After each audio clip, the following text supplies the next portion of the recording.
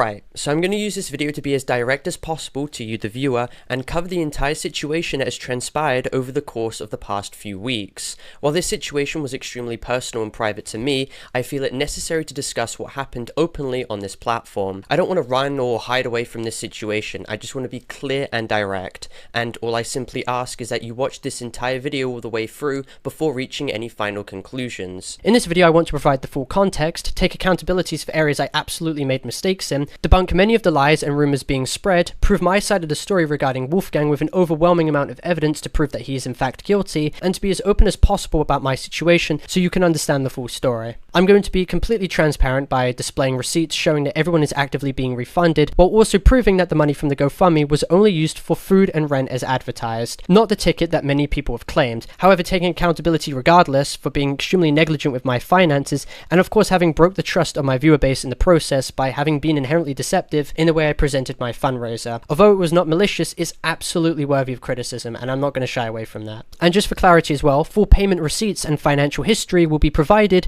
in order to give the full context of the situation. I did absolutely mess up, and I don't want to avoid addressing this. Also, as a warning, this video covers very serious and personal topics pertaining to sexual assault, and emotional manipulation, specifically in reference to what I experienced from Wolfgang. So applicable resources will be linked in the description if you have found yourself in similar positions and wish to reach out for help to suitable people. Timestamps are also provided on screen right now for each chapter, so it's easier for navigation to view the parts that you wish to watch. I also of course wish to use this video to go over the complete timeline to do with me and Wolfgang, also known as Internet Adjacent, and tackle the lies and misinformation stemming from his terrible response video. I'm also going to be focusing on highlighting his extremely manipulative behavior, while also covering his pattern of alleged past misconduct with other people in 2024, his inappropriate actions towards Avalon, who was 17 at the time, while he himself was 21, and him threatening to sue them for coming out about his behavior.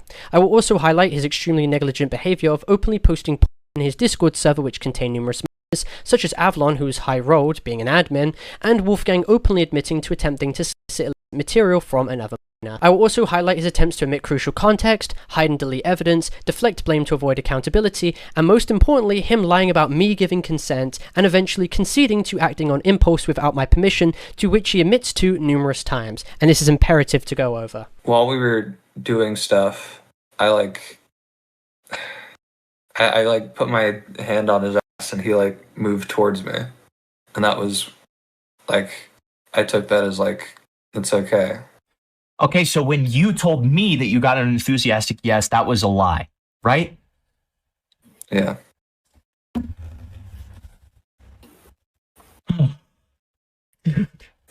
Oh, no. Okay. He didn't get consent. He just didn't get consent. He didn't get consent. That's the end of it. So, again, doesn't absolve you of any of the things that you admitted to. The fact that you did not have explicit consent for a lot of the things you originally said that you had explicit consent for. Yeah. That's really fucking creepy, and you really need to get that settled before you even have sex with another person again, let alone a relationship. That's why I'm working on myself. Yeah. I will also be debunking numerous videos made by malicious users such as Saythe and Dr. Sonic, who have attempted to push false allegations against me with either maliciously cropped or altered calls, or completely forged and fabricated videos. I will provide screenshots, admissions, unaltered screen recordings, and full evidence to prove that they have completely and maliciously lied to tens of thousands of people, as well as highlighting their criminal behavior during the harassment campaign against me and numerous other people, because Saythe admitted himself that he completely lied in leaked admissions that I have. This video will also focus on pulling apart many more false claims levied by other bad actors against me, and highlight how fundamentally disgusting and Mugen's actions were in his process to sabotage and maliciously destroy my channel under false pretenses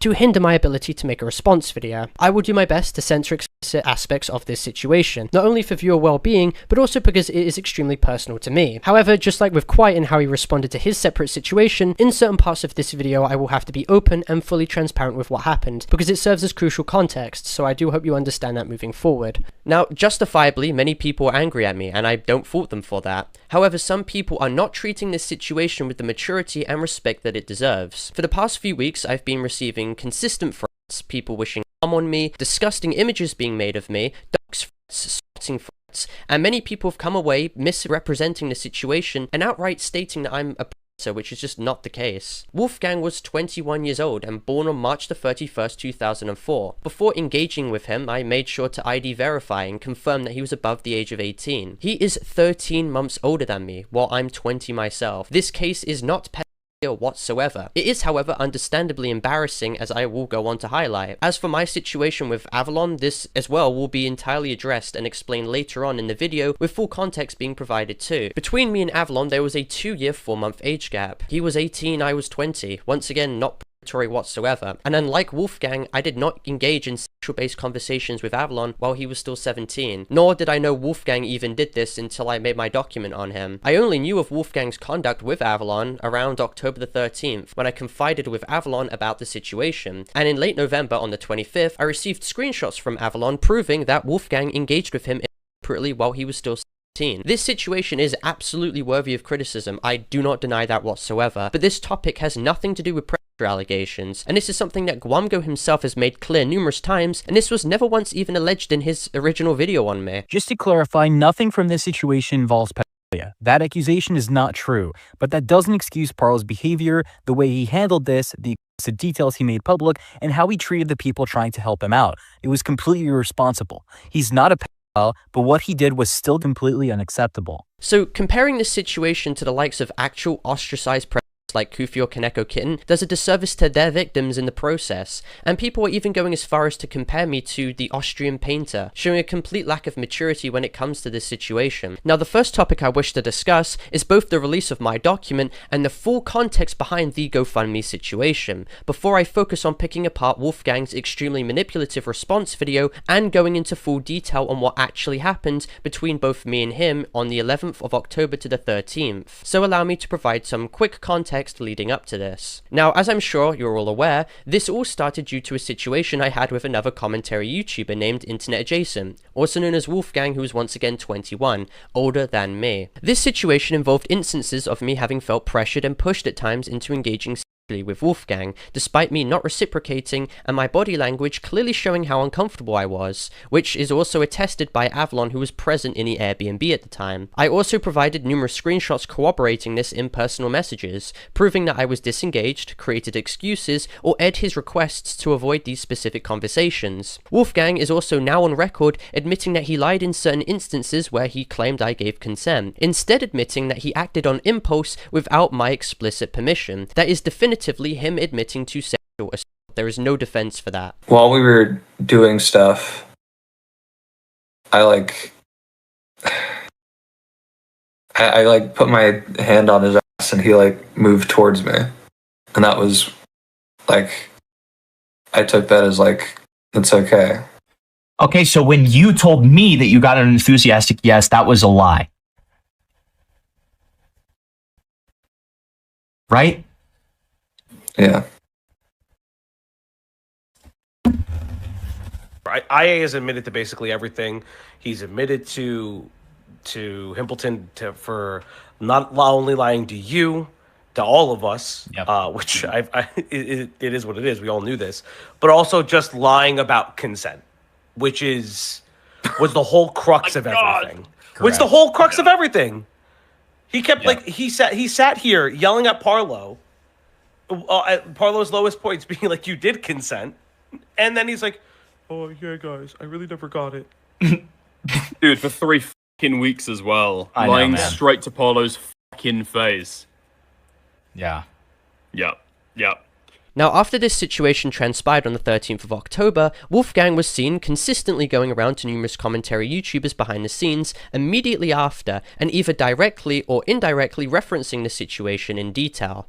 Now, due to Wolfgang sharing this information, the story started to gradually gain the attention of other commentary orbiters, guaranteeing that this was going to be leaked at some point, with people planning to gear up to cover this when given the green light for it. I, however, expressly wanted this situation not to become a public spectacle, because it covered extremely fragile topics in relation to me that I did not want out. Wolfgang, however, behind the scenes, attempted to push a close friend and mutual of mine, Avalon, to tell me to speak with him, causing Avalon to get extremely stressed in the process. So that same day, on the 8th of October, I was seen directly telling Wolfgang himself for both of us just to leave this situation alone and not escalate the problem, as it was extremely mentally draining and was putting a lot of pressure on me and my friends as well. However, despite us in private coming to an agreement to avoid having this become a public spectacle, internet adjacent who wanted this all to basically come out pushed his document to be released on Himpleton's stream on the 10th of November to preemptively get ahead of everything. He claims to have misunderstood a screenshot given to him of Avalon, thinking that me and Avalon were gearing up for all of this to come out. However, if he genuinely thought this, he could have easily contacted Avalon on his own volition to clear things up. And Wolfgang even attempted to throw all blame onto Himpleton, when responsibility also completely lies on him, as it was very evident that in private, he was completely pushing for this all to come out. It was always going to become public because of internet adjacent spreading the rumors to 3 commentators. And it's important to keep note. Internet adjacent and I had only spoken once, and the one time that we spoke was on my stream. And context of that stream was that I was doing negative coverage on Parlo. He comes to me after that with all this stuff about wanting to burn Parlo to the ground and shit like that. He knew what he was doing. He went to the guy who had been talking negative about Parlo and then essentially wanted me to platform allegations and was going to go to Aiden and like all of these other drama farmers. He wanted to come to us and do this. He knew what he was doing, right? This guy's a grown adult. So when this all eventually did get released, it put me in an extremely stressful and compromising position. I had initially believed that we agreed to make this private only a few days ago. However, the position I found myself in now was that I felt obligated to respond and to be as transparent as possible about everything that happened, or I would run the risk of being ruthlessly attacked and seen as a liar if I didn't provide the full context in chat logs, or simply just ignored the situation. I knew that I'd be mocked despite the situation being extremely stressful and personal, and I felt as if there was not much I could do, despite mutuals in private telling me just to simply disengage. When the situation was gearing up to become a public affair, I was prodded to push my document out for people to understand my side, and due to poor judgment and a fear that if I didn't release my document I'd be labelled as a liar, I went through with it. I overshared in extensive details the context of the situation, and despite me displaying trigger warnings at the very start of the document to warn people about how serious this situation was, urging them to disengage if the topics were triggering, as it covered information to do with sexual assault that I experienced, that does not at all excuse the fact that I should have been a lot more restrictive in what I discussed due to my platform and the audience that I've cultivated. It was wholly irresponsible and extremely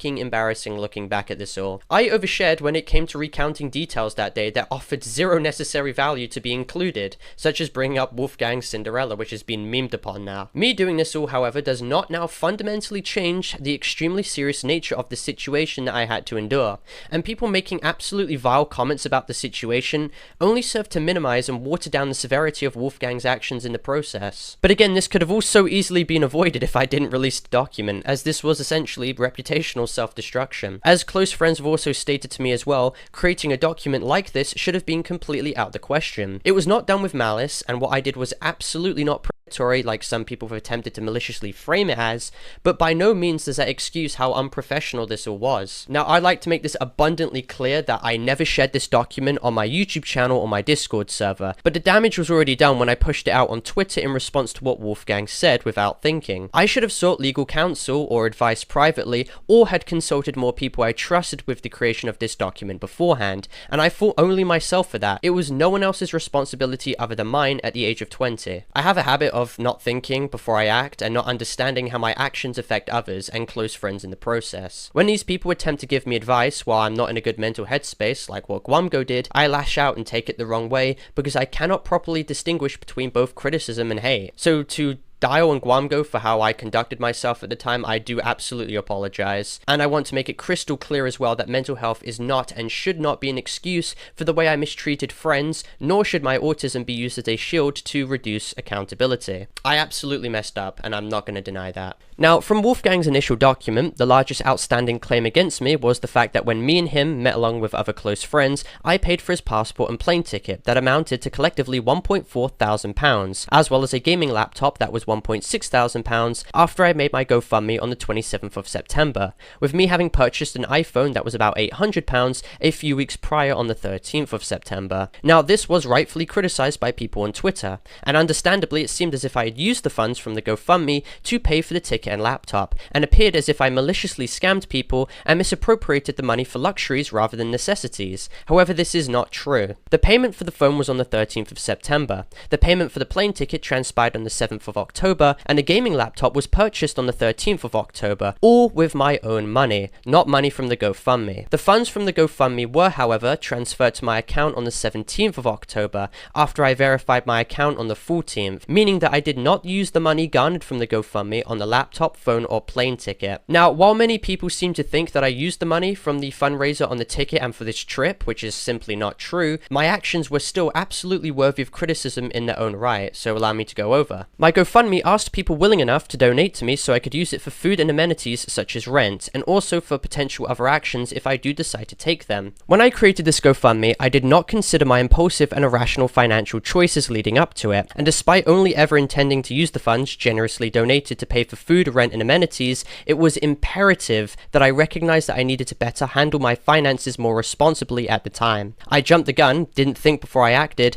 and regret conducting myself in that way. What I'm showing on screen right now is proof that the money garnered from the GoFundMe was used to pay for not only my university accommodation, since I was temporarily homeless, but also food, proving that the money wasn't misappropriated, and that my intent was never to spend the money on anything other than what I had advertised. What is also being provided right now on screen is proof that since the past month in October compared to now, I've been down over £4,500, further complicated by the fact that I was temporarily homeless due to a serious issue that transpired at my family's household to me. For a period of time I had to stay at a friend's house for refuge after I ran out, and while I was making a police report about the incident. Now you can absolutely criticize me for my horrible spending habits, especially for having paid an extensive amount of money on a plane ticket for such an embarrassing situation.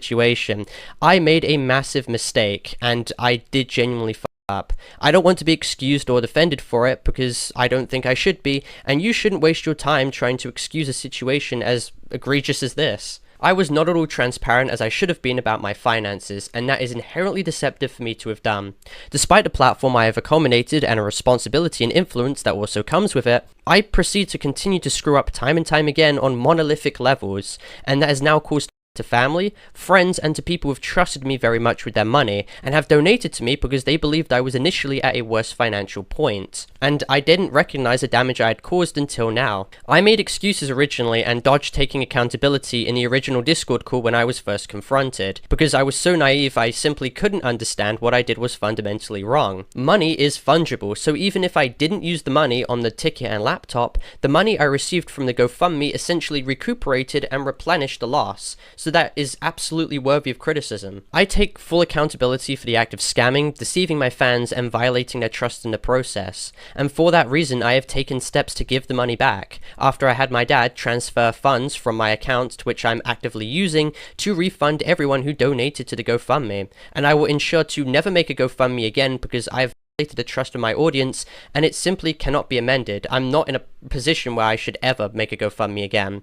It takes a long time for people to regain trust in a situation like this. Right now, moving forward, I will take advice from close friends in private on how to deal with finances, and although the act was not malicious and I did not intend to purposely scam people, nor did I misappropriate the money, that does not at all excuse the situation whatsoever. Like, it's again, it's a convoluted scam, and it's mostly out of his own stupidity. I don't think he scammed people maliciously. I think he's just like, I think that Parlo is like a deeply narcissistic individual, so he doesn't really think through his actions or how they might impact other people. Now, for context on why I bought this plane ticket for Internet Adjacent to meet me and why it was so expensive, it was because I was desperate for social contact, because close family were actively threatening me about how I would die in prison and be in prison, among with other horrific things which could potentially happen to me. And due to how stressful this situation was, I wanted to hold on to any sense of normalcy I had by having a social trip with friends and of course Internet Adjacent. Internet Adjacent 2 was equally desperate for a relationship and for this meetup, and behind my back he even brought up the idea of marrying me and eventually adopting children with me, which is completely ludicrous now, hearing this myself, and to which the YouTuber Alex Everett attests to hearing in court. In voice chat, Wolfgang was like increasingly obsessive to the point where he was talking, like in our voice chat, he was talking about wanting to get married to Parlo, wanting to adopt kids with him as well. That was something that he would talk about. There was also partial hesitancy for me to purchase the plane ticket due to its price and me already being in a bad financial position, and the prices just continued to skyrocket as the days progressed, and I felt more and more pushed to get them in the window of opportunity we had available to meet, as all parties were extremely busy, and this was basically the only time that we were all free to meet. It was quite one-sided, at least like in my experience. I mean, it was more and more obsessive over time, like to the point where this trip was meant to be coming up and it literally was just not getting booked, even though the date was like right around the corner. And it came to a point where we were talking about like the airplane ticket prices like being like exponentially increasing, like the later you left it. And it got to a point where it didn't seem like the trip was going to go through because the price was just going through the roof and it was like so close, and it just seemed like it wasn't going to happen. And as soon as it seemed like it wasn't going to happen, like just instantly, Wolfgang is in everyone's DMs, including mine, like posting pictures of himself in the hospital, saying he's going to kill himself. It was only after that it seemed like the trip was back on. So like, honestly, I am inclined to think that Parlo was, I mean, it's still a massively irresponsible use of like donated funds, right? But I do think that Parlo was at least slightly in a way, because it, like, at least in my experience, it seemed almost like Wolfgang's life hinged on whether he was going to be able to come to England or not. However, the payment on that ticket and passport were ridiculously expensive and ate away at my funds, which were already decreasing, while I had no revenue flow due to my channel having 2 strikes and me being fearful of a third. So most of the videos were privated, and due to this, I was receiving no passive income. Now, you'd be absolutely right in stating how this all perfectly shows how desperate, pathetic, and embarrassingly lonely I was. I do not deny that, and I do not argue with the fact that many people right now may not take me seriously and perceive me in a much different light. And there's nothing much I can do other than embrace the surrealism of the situation I have now put myself in. Now, for context on why I bought the phone and laptop, I wanted new devices for communication. After the police confiscated my old ones back in September after the false police report, the phone was obviously important to take calls with friends and family, and the laptop was vital because I would use it for video creation and editing new videos. This was because I was in a tough financial spot, and I wanted the ability to create more content so I could have a stream of revenue again, hence why I later wanted to create content for Gwamgo. However, in regards to all of this, I was extremely negligent and not transparent when it came to purchasing the ticket, phone, and laptop, and I genuinely did not see this as a contention point at the time because I was already in a bad financial situation and was incredibly desperate. It was a severe case of tunnel vision, which I'm incredibly sorry for, and I should be criticized for it. Also, again, I want to make this clear, I never claimed or advertised the fact that I was broke. However, I absolutely understand if people got that impression from the nature of the GoFundMe, and the fault is absolutely on me regardless. Now, I want to use this segment of the video to tackle the numerous lies and half-truths presented in Wolfgang's initial response video, as well as his incredibly dishonest and manipulative behavior, specifically with his interactions with his once close mutual Avalon, as well as his extremely negligent management of his Discord server that you'll come to find out. Trying my best, man. Alright. So if you're trying your best and you genuinely cannot help yourself except lie, right? Would you consider that pathological? Yeah. Yes. Right. Bro. Okay. Why should anyone trust you on any commentary situation if you're a pathological liar? Can you answer my question? I mean, they shouldn't. As you can see in the clip that I've just presented, Wolfgang openly admitted to being a pathological liar when it comes to his recounting of any situation. He will lie into his situations to benefit himself no matter the repercussions, and that is extremely important to highlight moving forward when covering all of these allegations. The entire Green claim is just downright false. I have been friends with Avalon for a very long time, and at no point had I ever been sexual or romantic towards him, nor was he that way towards me. We were never like that.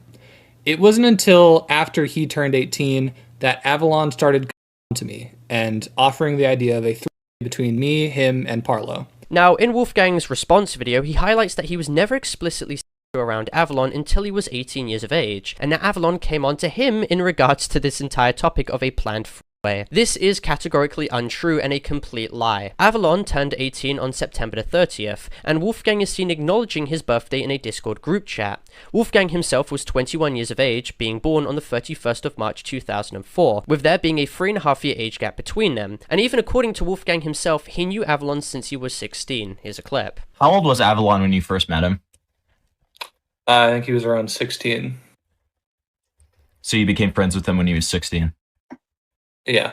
Now, in DMs provided by Avalon to me on the 25th of November, it comprehensively proves that Wolfgang was openly pushing the idea of a free privately to him while he was still 17 years of age. On the 22nd of September, while Avalon was still 17, he was seen messaging his friend Crypt. In these DMs, he posted a screenshot of Wolfgang having forwarded a message of me and him discussing a hypothetical way. This message sent by Wolfgang to Avalon was at 10:01 p.m. GMT, and as you can clearly see, Avalon posted the screenshot to his friend Crypt at the exact same time, with a reaction gif clearly showing that he was uninterested in Wolfgang's very obvious towards him. What's even more important to highlight is that Wolfgang actively removed this screenshot from his DMs with Avalon at an undisclosed time. He most likely did this because it completely shatters his argument in his response video where he openly lied about not sexually engaging with Avalon until he was 18. And at no point had I ever been sexual or romantic towards him, nor was he that way towards me. We were never like that.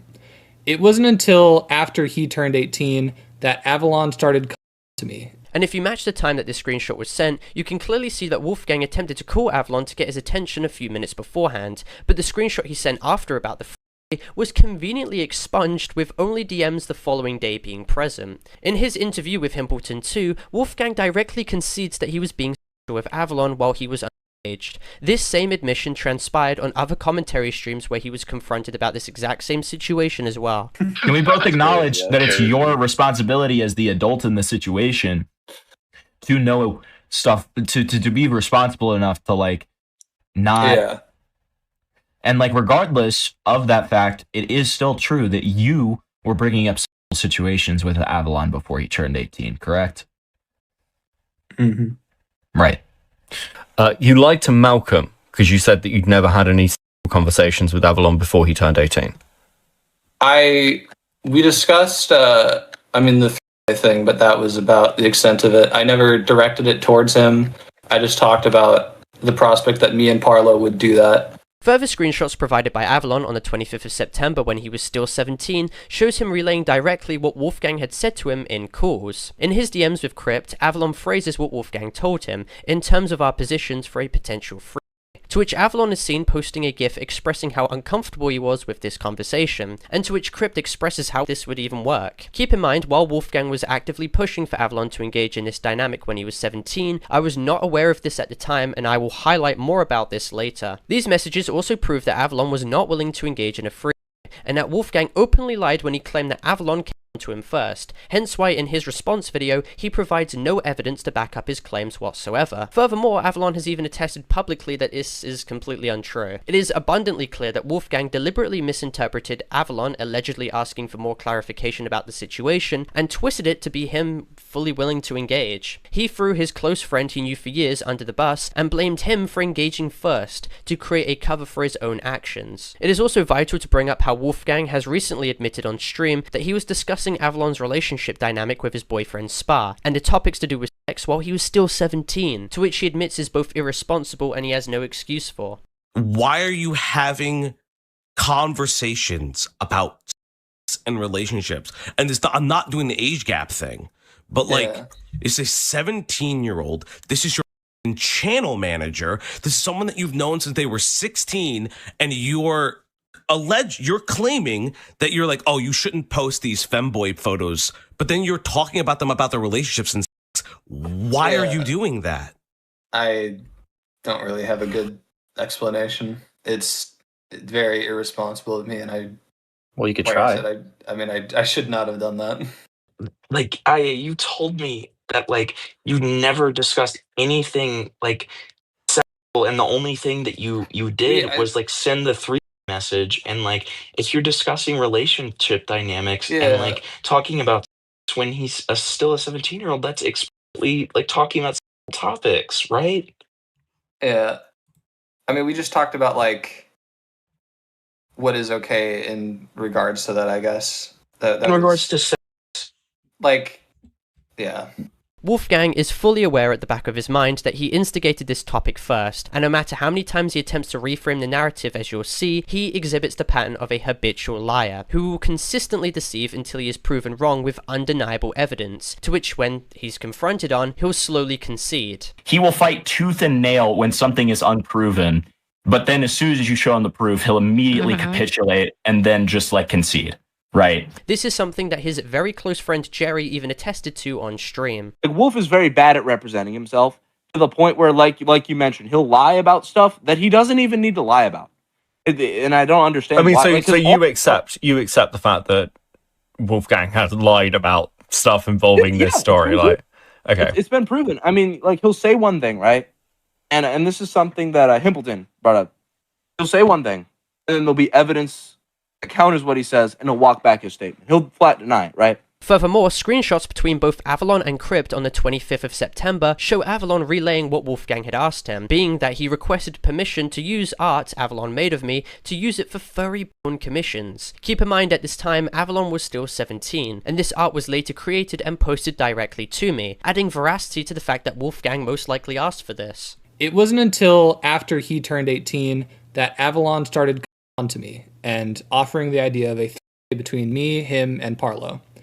This is proven in the DMs from before the situation even happened. Now, Wolfgang deliberately reframes the situation in his video and spins it as if discussions of the with Avalon only started to take place after he turned 18 on October the 7th, 2025. This is a complete lie. Wolfgang brought up the topic of a hypothetical with me in DMs on the 21st of September, referencing that he wants someone who isn't a random and from the UK, stating that he doesn't have too many friends in the UK anyway, and looking back at these messages, it's abundantly clear who he was subtly alluding to. It certainly wasn't Spa, nor was it Crypt. You were asking Avalon, weren't you?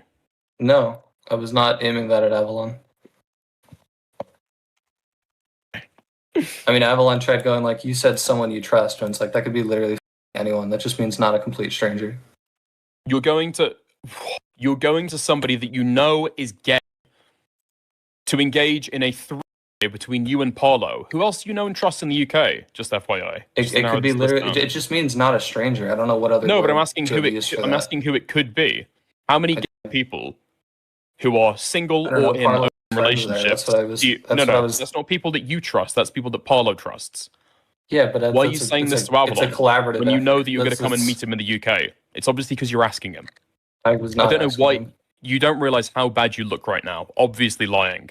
I don't know who you think this is working on. I promise you it's absolutely nobody. I don't know why you don't just admit it.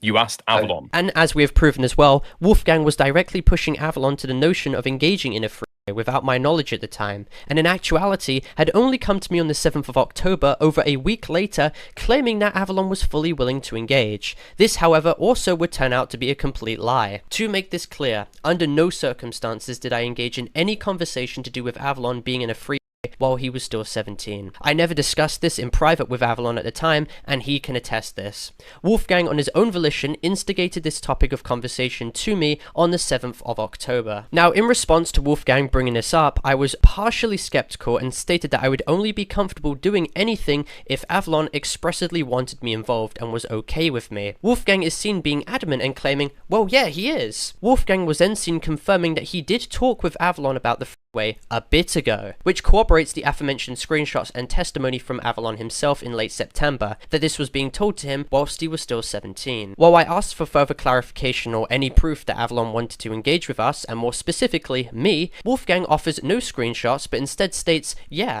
I mentioned the situation to him at some point, but that we would only do it with people that we were cool with, which once again matches the screenshots presented where he was forwarding the private conversations me and him were having about having a theoretical free directly to Avalon behind the scenes on the 22nd, as Wolfgang was seen stating he mentioned it at some point in the past. As clearly discerned from these messages, I believed what Wolfgang was saying, that Avalon was fully willing to engage and that there would be no problems. I did not know at the time that Wolfgang was privately messaging Avalon about this days before while he was still 17. And I did not know that Avalon was extremely disgusted from his idea of engaging with Wolfgang the entire time. Also, keep in mind, according to Avalon himself, he told his partner Spa on his own behalf to shut down the idea of anything happening in his message directly to Wolfgang. Now, for more transparency and clarification on my side, following Wolfgang messaging me about Avalon's potential inclusion, which he was lying about, I joined call the same day to ask Avalon myself if he really wanted this, since I wanted confirmation directly. However, Avalon at this time was too tired and did not provide a clear answer. A potential factor for this could have been the fact that Wolfgang was also present in call, so it was extremely awkward. The following day, on the 8th of October, Avalon messages me privately sharing that his boyfriend would not feel comfortable with the situation, with specifically Wolfgang engaging, to which I clarify how confusing it was to understand their dynamic, with me even stating I don't even know what dynamic I had with Wolfgang at the time. After further clarification and understanding how Avalon's relationship dynamic worked, I stated that I would only do anything if I got express consent, and that I was a little dissuaded from the idea of a to begin with. I stated that I viewed both of them as close friends and that I couldn't date Wolfgang until December or January, as I was extremely dissuaded from fast-paced long-distance relationships, due to of course my past history with them. I did mention to Avalon that I would have been down to do anything, but was too anxious to communicate to him about this on call, to which he replied that Spa had no problem with it being between us. Now, this is in reference to what we then did in the Airbnb before Wolfgang arrived on the 11th. For clarification, Avalon was 18, I was 20, and I did not know anything about Avalon's actual opinions of Wolfgang until I confided with him about what happened to me on the 13th of October after the incidents transpired. DMs proved that I held no malicious opinion of Wolfgang at this time before that. Now, in regards to the leaked calls of Avalon and Alex Everett, I did not know anything about this call or what was said until Himpleton's tweet was made public. This situation was not a systemic attempt of me attempting to undermine or get back at Wolfgang. I mean, the DMs at this time proved that I have absolutely no malicious intentions at all. And as made clear as well, Avalon's ulterior motives don't fundamentally change the severity of the situation at all, now that Wolfgang has practically admitted to engaging with me without my clear consent. Well, because this is an interesting thing. I'm going to be honest, it doesn't feel like even Parlo knew about this. Because... I mean, personally, I think that so much of the story, because I spoke about this with Hamilton earlier, I think so much of the story doesn't actually hinge on what Avalon has said anymore, that it kind of doesn't change my kind of thought process. What Avalon has been saying since day one, Wolfgang has admitted to a lot of that stuff, and just straight up admitted to lying, right? So he's painted the picture that Avalon was painting from the start. So I don't think that Avalon is colluding to be able to lie about the situation with Parlo. That's something I thought on like day zero, before this kind of went public. I kind of couldn't find anything to prove it then. I still can't find anything to prove it. This just seems like a plan that Avalon had to fight over Wolfgang, but it doesn't play into any of the other aspects of the story for me. It doesn't make me doubt any of the claims about Wolfgang. Maybe it questions Avalon's kind of motivation in giving him advice on the response video. I could get that. But I guess this information is interesting. But for me, it doesn't change the way that I think about the story at all. It still all lines up, the timeline perfectly. All the facts kind of like fit into each other. In my head, it still makes sense. And this is like a side tangent. It's like an offshoot of the drama that doesn't affect anything else. Now, back to Wolfgang, Internet Adjacent has shown absolutely no evidence that Avalon ever came to him first. He's provided no screenshots or receipts, and instead he deleted evidence that he was privately bringing up topics to Avalon when he was still 17. However, forgot to remove his messages with me, which proves that he was doing this beforehand, very clearly in his own words. If he is completely innocent, why was he removing messages? And while I was hesitant at first due to the nature of our friendship, I also thought it was just very morally ambiguous. I didn't know if this was like okay or not. Avalon said he didn't see a problem with it multiple times, so I eventually figured there was nothing wrong with it. Again, Wolfgang openly lies about his actual intentions publicly in his response video. He attempts to claim he was hesitant, while in private it presents a totally different picture. He was openly suggesting to Avalon the idea of a encounter while he was still 17. And then, when Avalon turned 18, Wolfgang lied to me claiming that he was willing to engage with us. Wolfgang was attempting to privately push for this situation to transpire, and the fact that he removed messages to cover for himself speaks volumes. He knows it completely discredits his entire narrative that he crafted. And keep in mind too, he continues to show absolutely no evidence at the time whatsoever that Avalon was open to this idea. Privately at this time, it clearly shows that Avalon was grossed out and uncomfortable with Wolfgang's answers. This is not grooming, this is not pedophilia. It is so far away from that. The most you can say is it's weird and reckless of me. That is literally like the deepest this can go.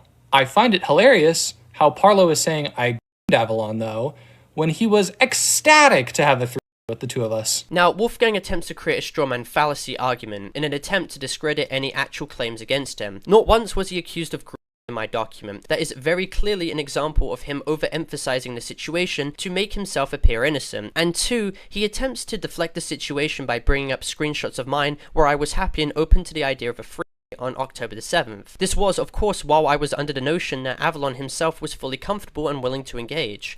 You know, for someone who's saying I grew to this guy and I'm like a pedophile or something, certainly very eager to join in when you liked me.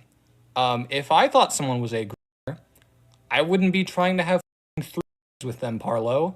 Wolfgang levies this claim to water down his own actions by stating that since I was open to the idea while Avalon was 18, this now unilaterally alleviates his own situation, and I'm going to cover why that doesn't work whatsoever. We have discussed that Wolfgang engaged in conversations with Avalon while he was still 17, and that he deleted evidence to cover his tracks. We also clarified that Wolfgang came to me directly lying on the behalf of Avalon while he was already 18. I did not know the extent of the situation between both Avalon and Wolfgang until the 13th of October after the Airbnb incident, and I was only given proof in late November of Avalon's chat messages to Crypt, which proved the entire situation. For clarification as well, as of December the 1st, when I started making this script, I have found yet more evidence to prove that Wolfgang was extremely in spaces around Avalon while he was still unengaged, and even other matters to which he allowed in his Discord server, which will be covered extensively later. And keep in mind too, for extra transparency, I was not aware of the exact age gap between both Avalon and Wolfgang until the document's creation as well. I'd also like to make it clear that I made no secret that I was fine with engaging with Avalon while he was 18. I never withheld that information and actually showed numerous screenshots of me being comfortable with this idea in my document. Furthermore, my main point, which was written in the document at the time, which I've changed my opinions on as of recently, was that Wolfgang, from what I was told by Avalon at the time, was conditioning him to the idea of a freeway while he was still 17, and then escalated his based discussions as soon as he turned 18. At the time of making that document, however, I did not have the evidence. It was only until the 25th where I received proof of the sexual messages when he was 17.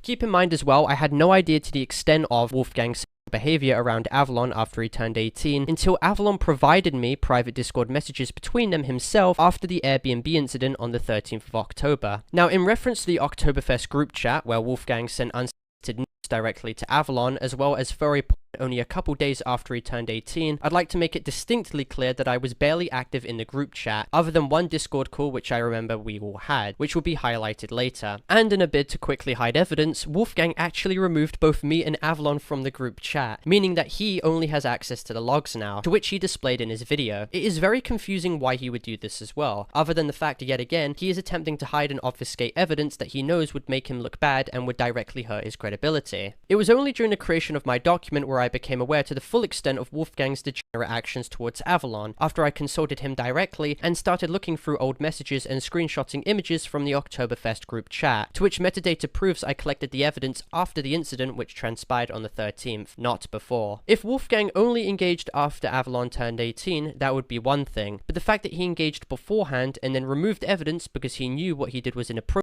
is extremely telling of his intentions and his character. The main point I would like to make clear in this video for why I'm covering this specific situation for the record is to focus on how Wolfgang actively lied about the situation and reframe the timeline of events to manipulate the narrative. Now, another extremely large point to cover was Wolfgang's absolutely repulsive behavior when it came to managing his own Discord server. This point proves how negligent Wolfgang acted around numerous especially in environments where Avalon was present in. And keep in mind, I found this evidence when looking at a video recently uploaded by a smaller commentary YouTuber. I was not aware to the extent of how bad this situation was beforehand. Wolfgang found himself in an isolated incident to do with him being openly degenerate in his Discord server with his calendar, which he was criticized on, but I had no idea his negligence was this problematic, and I did not know the rabbit hole went this deep. Essentially, Wolfgang was seen openly discussing based topics in his server's general chat, regardless of if minors were there to see this and be exposed to the degenerate nature of these conversations. He was seen openly bragging about his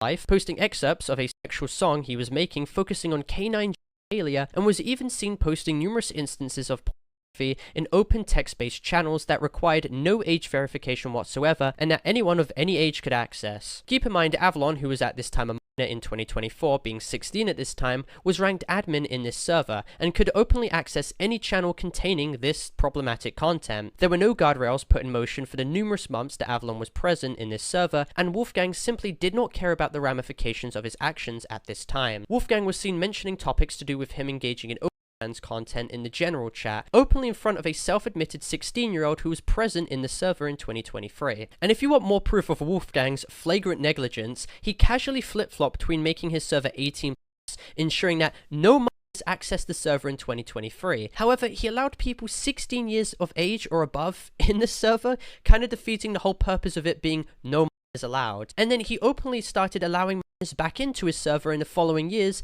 completely backtracking in 2025, so I have no idea what on earth he was trying to do here. He was extremely inconsistent with his server moderation, leading to confusion from his own members, and despite claiming in the rules to be against disseminating porn, he was seen going against this on numerous occasions. Wolfgang was seen continuing to post loads of suggestive images of commissions that he had on publicly accessible channels in March of 2024. Just before he turned 20, I mean, there's no excuse for this behavior at all. With all of this collectively considered, I find it extremely laughable that Wolfgang attempts to claim that he was never openly around Avalon when he was under the age of 18, despite his server having open channels with graphic content inside of it, to which Wolfgang's past mutuals, both Crypt and Avalon, had unfiltered access to when they joined his server. Avalon can also attest that Wolfgang would make sexual-based jokes around him while he was still underaged as well. Now, upon knowing how problematic this behavior all was, Wolfgang was seen purging some chats in his Discord server, hiding evidence as of July of 2025, blaming Kiwi Thumbs for this, not taking any responsibility for his own actions. Now, recently when this situation was brought up again on BuckID's stream, Wolfgang had actually given moderation access and permissions to a mutual of theirs, to which this person then subsequently banned numerous commentary YouTubers as well as Crypt and Avalon from the server, obviously to try and sweep this all under the rug.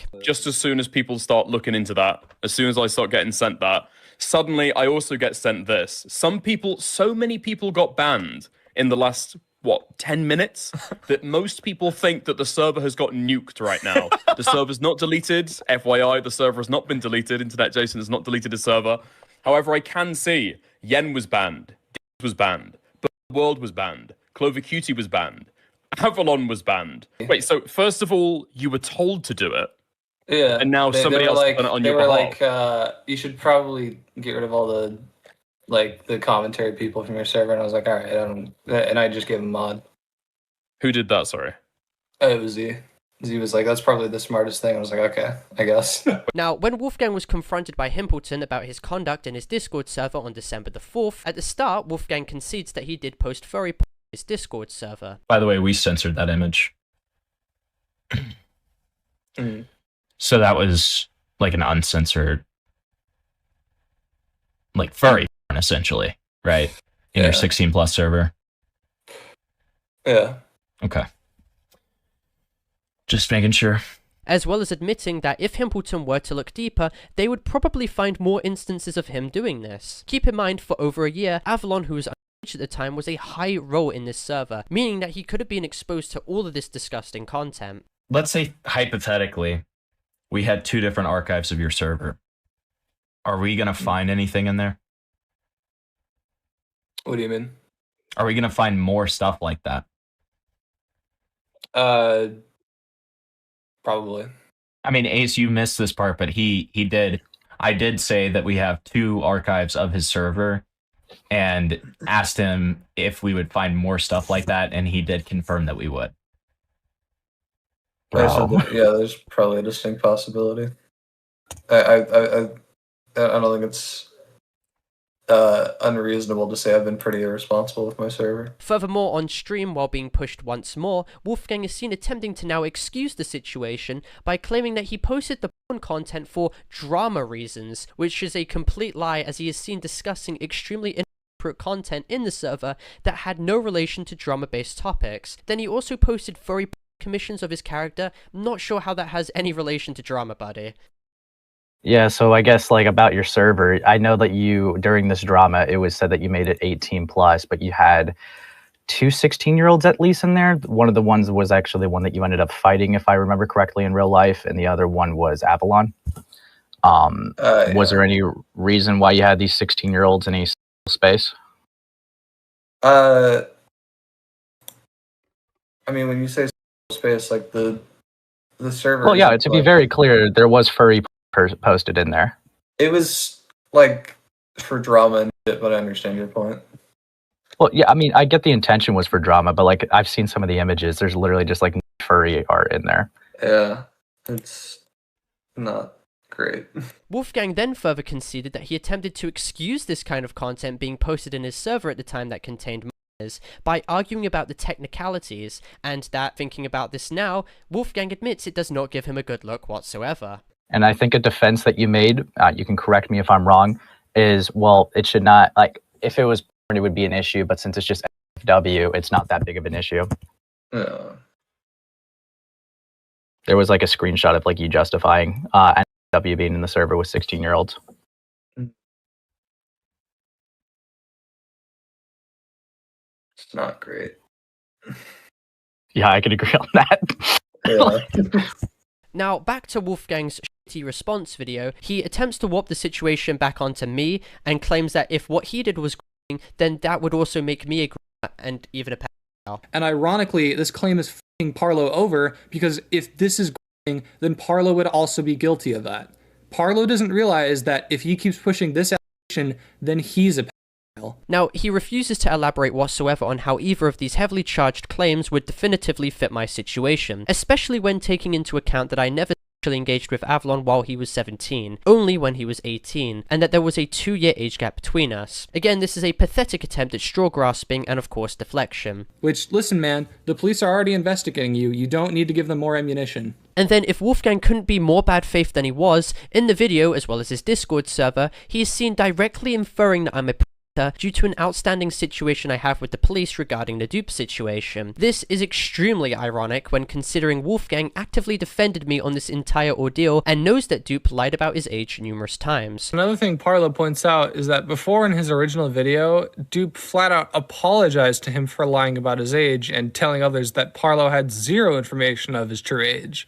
So, once again, why the hell is this a situation people bring up and dunk on Parlo? Of course, though, it serves in Wolfgang's best interest to be as disingenuous as possible because he's backed up against the wall. And while a lot of people told me I should just talk to lawyers instead, I didn't think this situation was that serious, and I still don't think the situation is serious enough to involve lawyers. Now, I find it painfully ironic that Wolfgang attempts to state that he would not be seeking legal action in regards to this situation, but only a few days later after the publishing of this video on the 27th, Wolfgang's at the time manager, who was extremely close with Avalon, was seen forwarding information to Avalon that Wolfgang was secretly planning to sue him behind the scenes, because Avalon was coming out about what happened to him while he was age. Wolfgang, in another instance, was seen stating that he was losing his mind over this, to which in response Wolfgang's manager announces that their contract between them would then be terminated and officially notifies him ahead of time that they would quit their position on December the 26th. Wolfgang's manager also highlights how disgusting he was for threatening legal action to silence his once close friend and attempting to keep this all a secret behind their back in the first place. Now, after Avalon caught wind of this situation, Wolfgang decided to blacken out his profile picture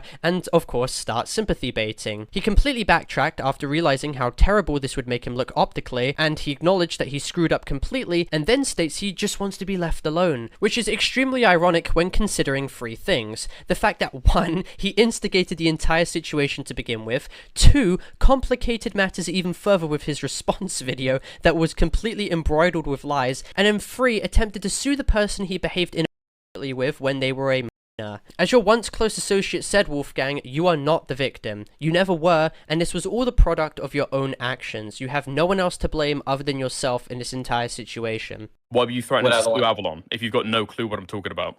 No, I that's not a lie. Why do you think I've been offline for a bit?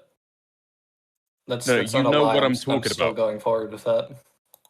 You're still going forward with the lawsuit. So you are suing Avalon. I am content. I'm consulting people right now. I'm looking at my options.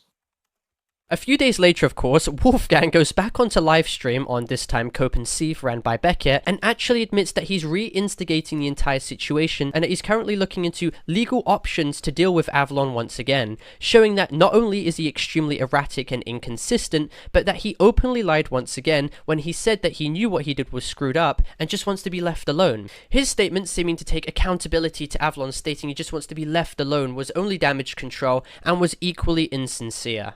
After Parlo made this accusation, I actually went to Avalon and others in our friend circle to genuinely figure out what the f is going on, to which Avalon has said that he doesn't agree with this claim or think I'm a g***er. Same with others in our circle. They also said that they've never gotten any of that, like they've never even suspected anything like that is going on.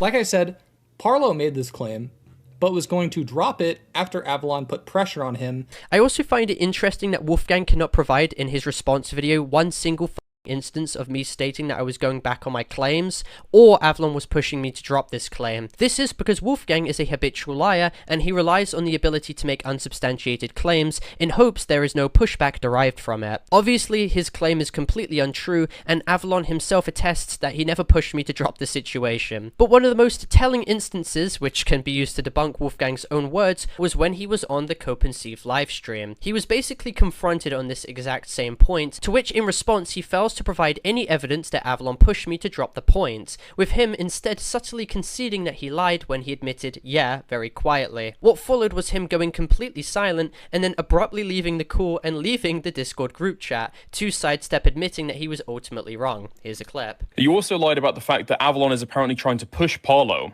to be able to remove Parlo's claims about you and Avalon from Parlo's video. That was what he told me. That's not what he told you. I've seen the DMs. You asked him to speak to Parlo about it. Yeah, and then he was like, said, I'll sure. see if I can get something in the video about it. The way you framed it in your video is if Avalon really wants Parlo. He's really been trying, I believe is exactly what you said. He's been trying to get Parlo to remove this from the video because nobody wants him to talk about this. It's not true. You asked Avalon to pass along a message to Parlo. Mm-hmm. True or false? It was a mutual discussion. It was not, because everybody's seen the DMs. You ask him, true or false, you ask him to pass along a message. Yeah. True or false? That's true, right?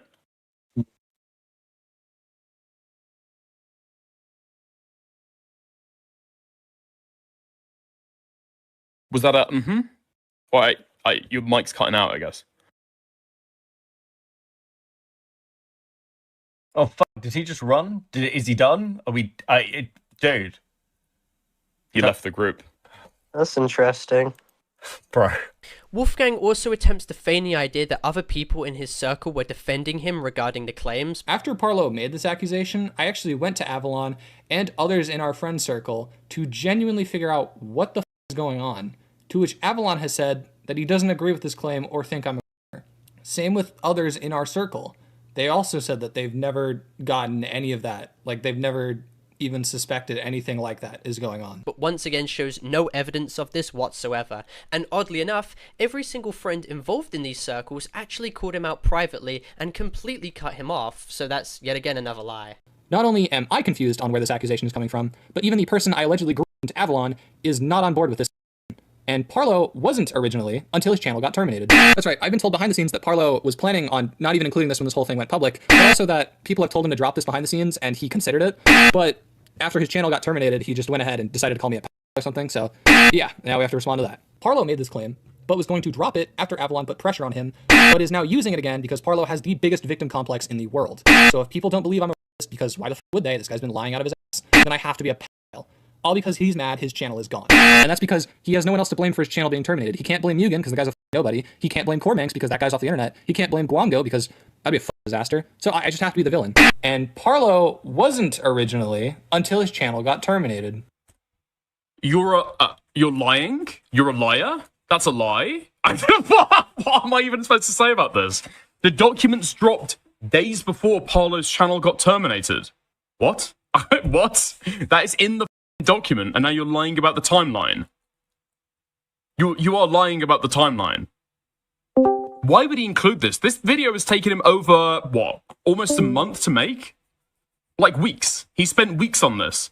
Parlo's channel only got terminated last week. The allegations came out at the beginning of the month. In another flagrant lie, Wolfgang attempts to spin the idea I was only focused on the Avalon situation after my channel was terminated. At some attempt to victimize himself, basically inferring that this claim was emotionally driven because of my anger at the time. However, my channel was terminated on the 18th of November, which was numerous of days after my document was published on the 10th, which went over the situation in detail and called it out. In actuality, I included the Avalon situation in the document because retroactively looking back, the behavior was absolutely morally questionable, and after more evidence started to come out in the following days, it painted an even more grotesque picture. Wolfgang attempts to appeal to his fanbase with some innately weak victim complex, to spin this all as if it was some manufactured malicious reprisal backed with no evidence due to my channel deletion, when in actuality it was a perfectly valid criticism that he attempts to water down and sidestep. Like, even if this claim was made because my channel was terminated and I was angry and I wanted to get revenge, that doesn't change anything. You still absolutely messed up.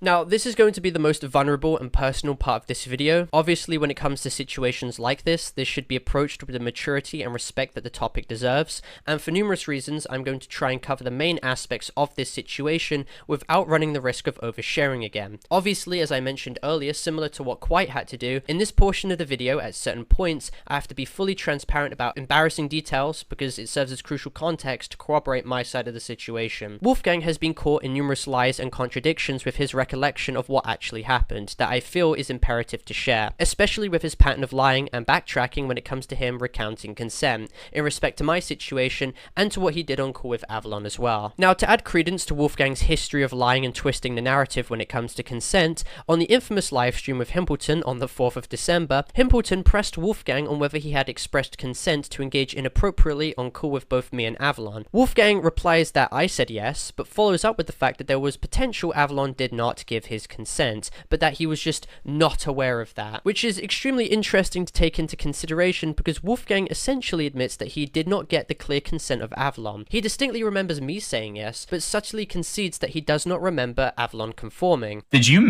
on a call with Avalon and Parlo? Yeah. Did you ask for consent to do that? Yeah, I mean, I was kind of wearing a pretty revealing outfit at that time in the group chat. And you directly asked, can I talk? I was like, yeah, you guys okay if I do this? And they both said yes. I know for a fact Parlo was fine with it.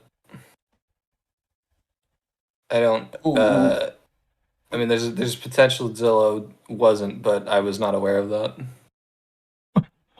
When he was pressed about this ordeal more, Wolfgang then changes his position and states that Avalon actually stated, in a disinterested tone, but still affirming that Avalon was okay with it, which is not what he recounted in the first instance of him being confronted. But if he had said yes initially, wouldn't that be the first thing that you led off with? Yeah. Why didn't you lead off with that then?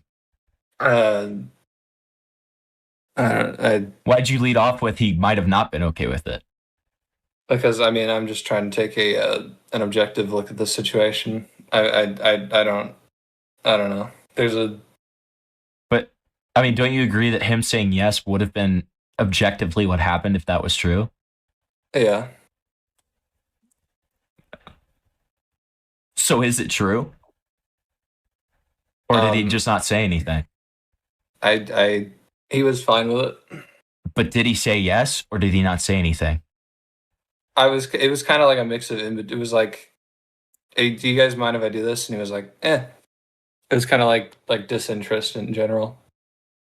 And regardless, this is categorically untrue to begin with. In private DMs between Avalon and Crypt, it is abundantly clear that Avalon was extremely uncomfortable from the situation while it was happening, and I distinctly remember him playing Battlefield on call to, of course, preoccupy himself, to which he's attested to as well. Avalon did not give his express consent, and Wolfgang has no evidence of this whatsoever. This is a crystal clear example of Wolfgang openly lying and backtracking when it came to him recounting whether he received consent to engage with someone, and this is a pattern which will be seen repeated numerous times going forward, because keep in mind, Wolfgang has openly admitted to being a pathological liar. I'm my best, man. Alright.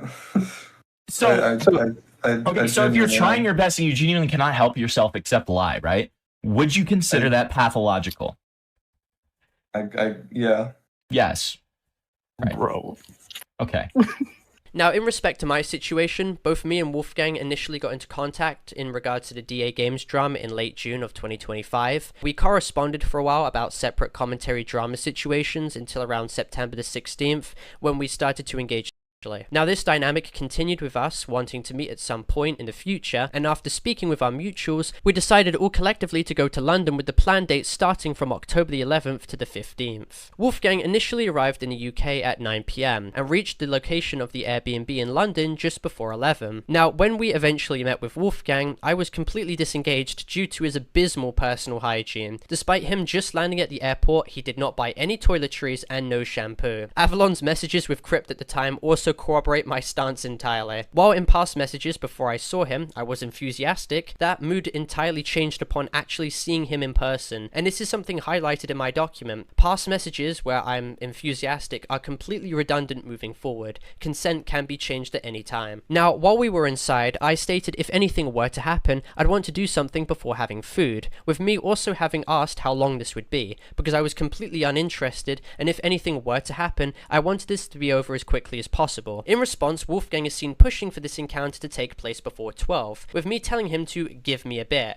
obviously trying to push this situation further back. Over 20 minutes later, Wolfgang reinstigates the topic of conversation and voices how he would want Avalon to leave the apartment. I then used this opportunity to push the day back to another time, as I was completely disengaged from wanting to do anything, stating if anything were to happen, it could be on the 3rd or 4th day as theoreticals. Wolfgang was seen stating that he would want to do it tonight, being the 11th at the time, and that he could simply ask Avalon just to leave the apartment, essentially showing that Wolfgang wanted to control the situation and so everyone could effectively conform to exactly what he wanted when he wanted. Keep in mind too, Wolfgang is seen acknowledging in his response video how problematic the area we were at was. As I've been told by a lot of other people, we were basically in like the Chicago of London. Like, it looked like you'd walked outside and just get and somehow still can't acknowledge how inconsiderate it was for him to push Avalon out of the Airbnb for numerous hours in a place hundreds of miles away from his own house, all by himself, and to which Avalon attests himself that he was confronted on 2 separate occasions by strangers that could have put him in harm's way. Now, when the situation did eventually transpire between me and Wolf, it was absolutely disgusting. I highlighted how the ordeal almost made me physically throw up, and that Wolfgang was very pushy with engaging with me,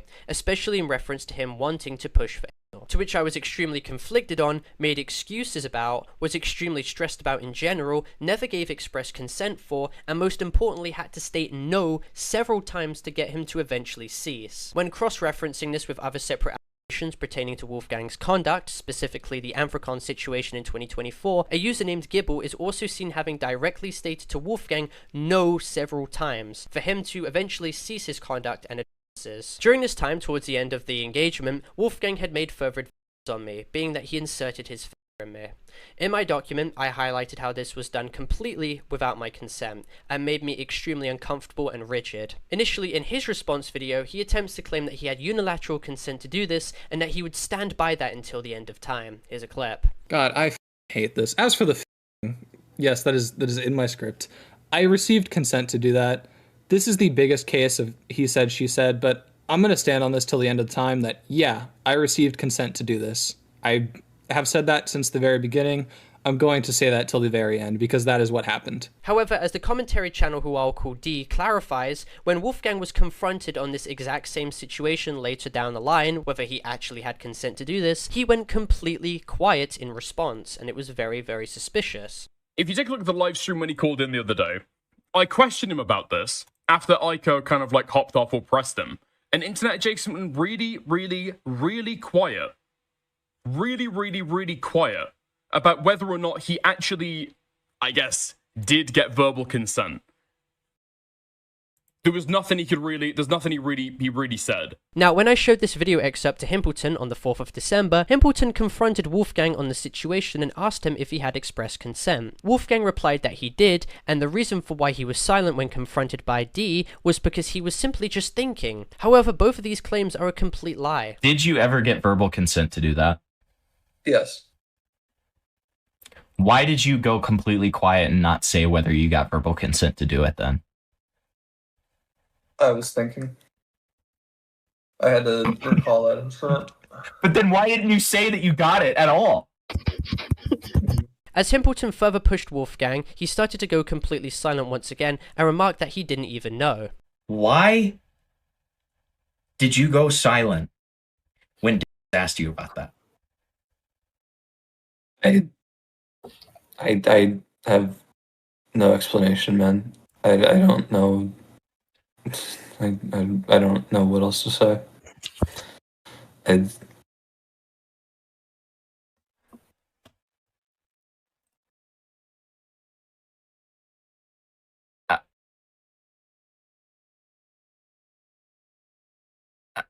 Okay.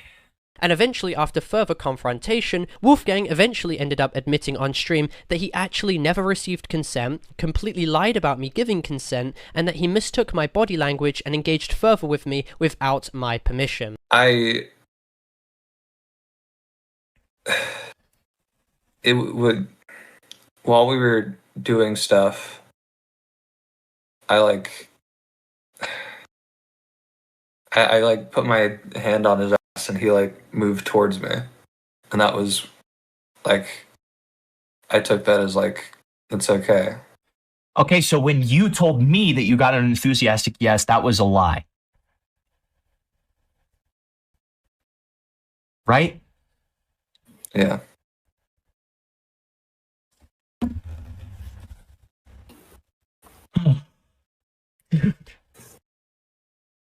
Oh.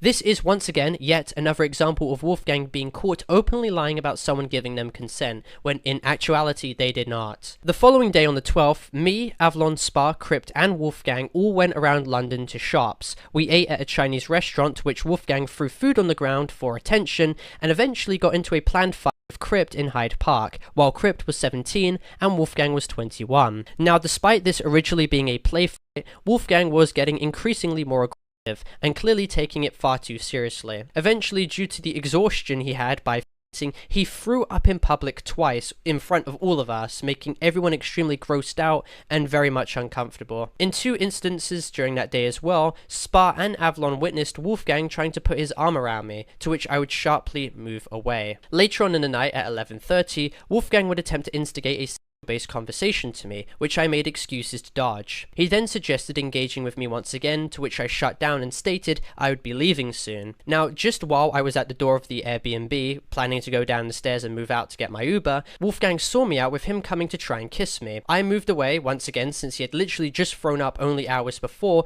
to which he attempted to recorrect his course and attempted to come in and kiss me again, to which I uncomfortably reciprocated. Once again, with past allegations levied against Wolfgang during the 2024 Anthrocon situation, it is specifically stated that Wolfgang leaned in for a kiss, all while asking and ignoring me not reciprocating. Again, this situation corresponds directly to what Wolfgang did in my situation. In his video as well, he completely misconstrued what I said in my document, and very interestingly doesn't deny the actual claim that I made. He also tries to say that I kissed him as some sort of apology or something like that. No, I kissed you because I was into you.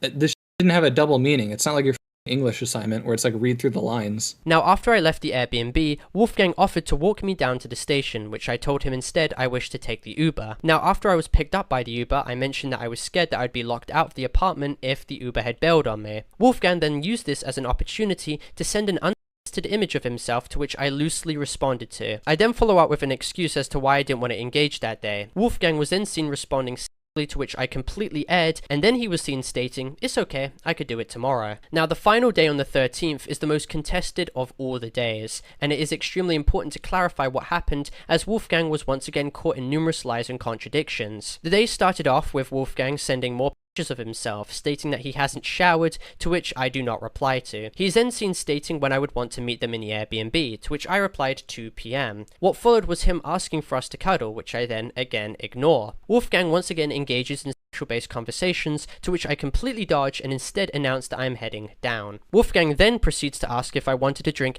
later on that day when we go to the bar, which I turned down precautiously. He then states that Avalon is not present in the Airbnb and that he might be at randoms he meets at the bar tonight, once again attempting to set the motion for us to do something, since it would serve in his benefit for Avalon to not be present. Now fast forward to the evening, and me and Avalon are in the main room just chilling, which is next to the bedroom, which is around to the side. Wolfgang was seen messaging me at 4 PM asking when I would want to do anything. I very reluctantly responded 10 minutes later before we go to the bar. And keep in mind, I was in the Airbnb in the other room when he was messaging me this. He then follows up immediately by stating, "Let me know whenever," and as you can see, I do not. 20 minutes later, Wolfgang instigates the topic of conversation again on his own volition and states if I wanted to do anything, and that Avalon would be willing to leave. In reply, I turn down the and state that I'm busy playing Minecraft to use it as an excuse to defuse the situation, to which he drops the conversation. Over an hour later, I'm then seen posting my pyrocynical document to him. This was to once again give an excuse as to why I was busy and I did not want to engage. This is because he was actively coming from his room to the main room and trying to push me to come back to with him. Avalon, who was sitting down in the main room seeing all of this at the time, can also attest that this absolutely happened and it made him extremely uncomfortable to witness. Again in response, Wolfgang is seen stating, "Come in here," to which 10 minutes later I shyly obliged to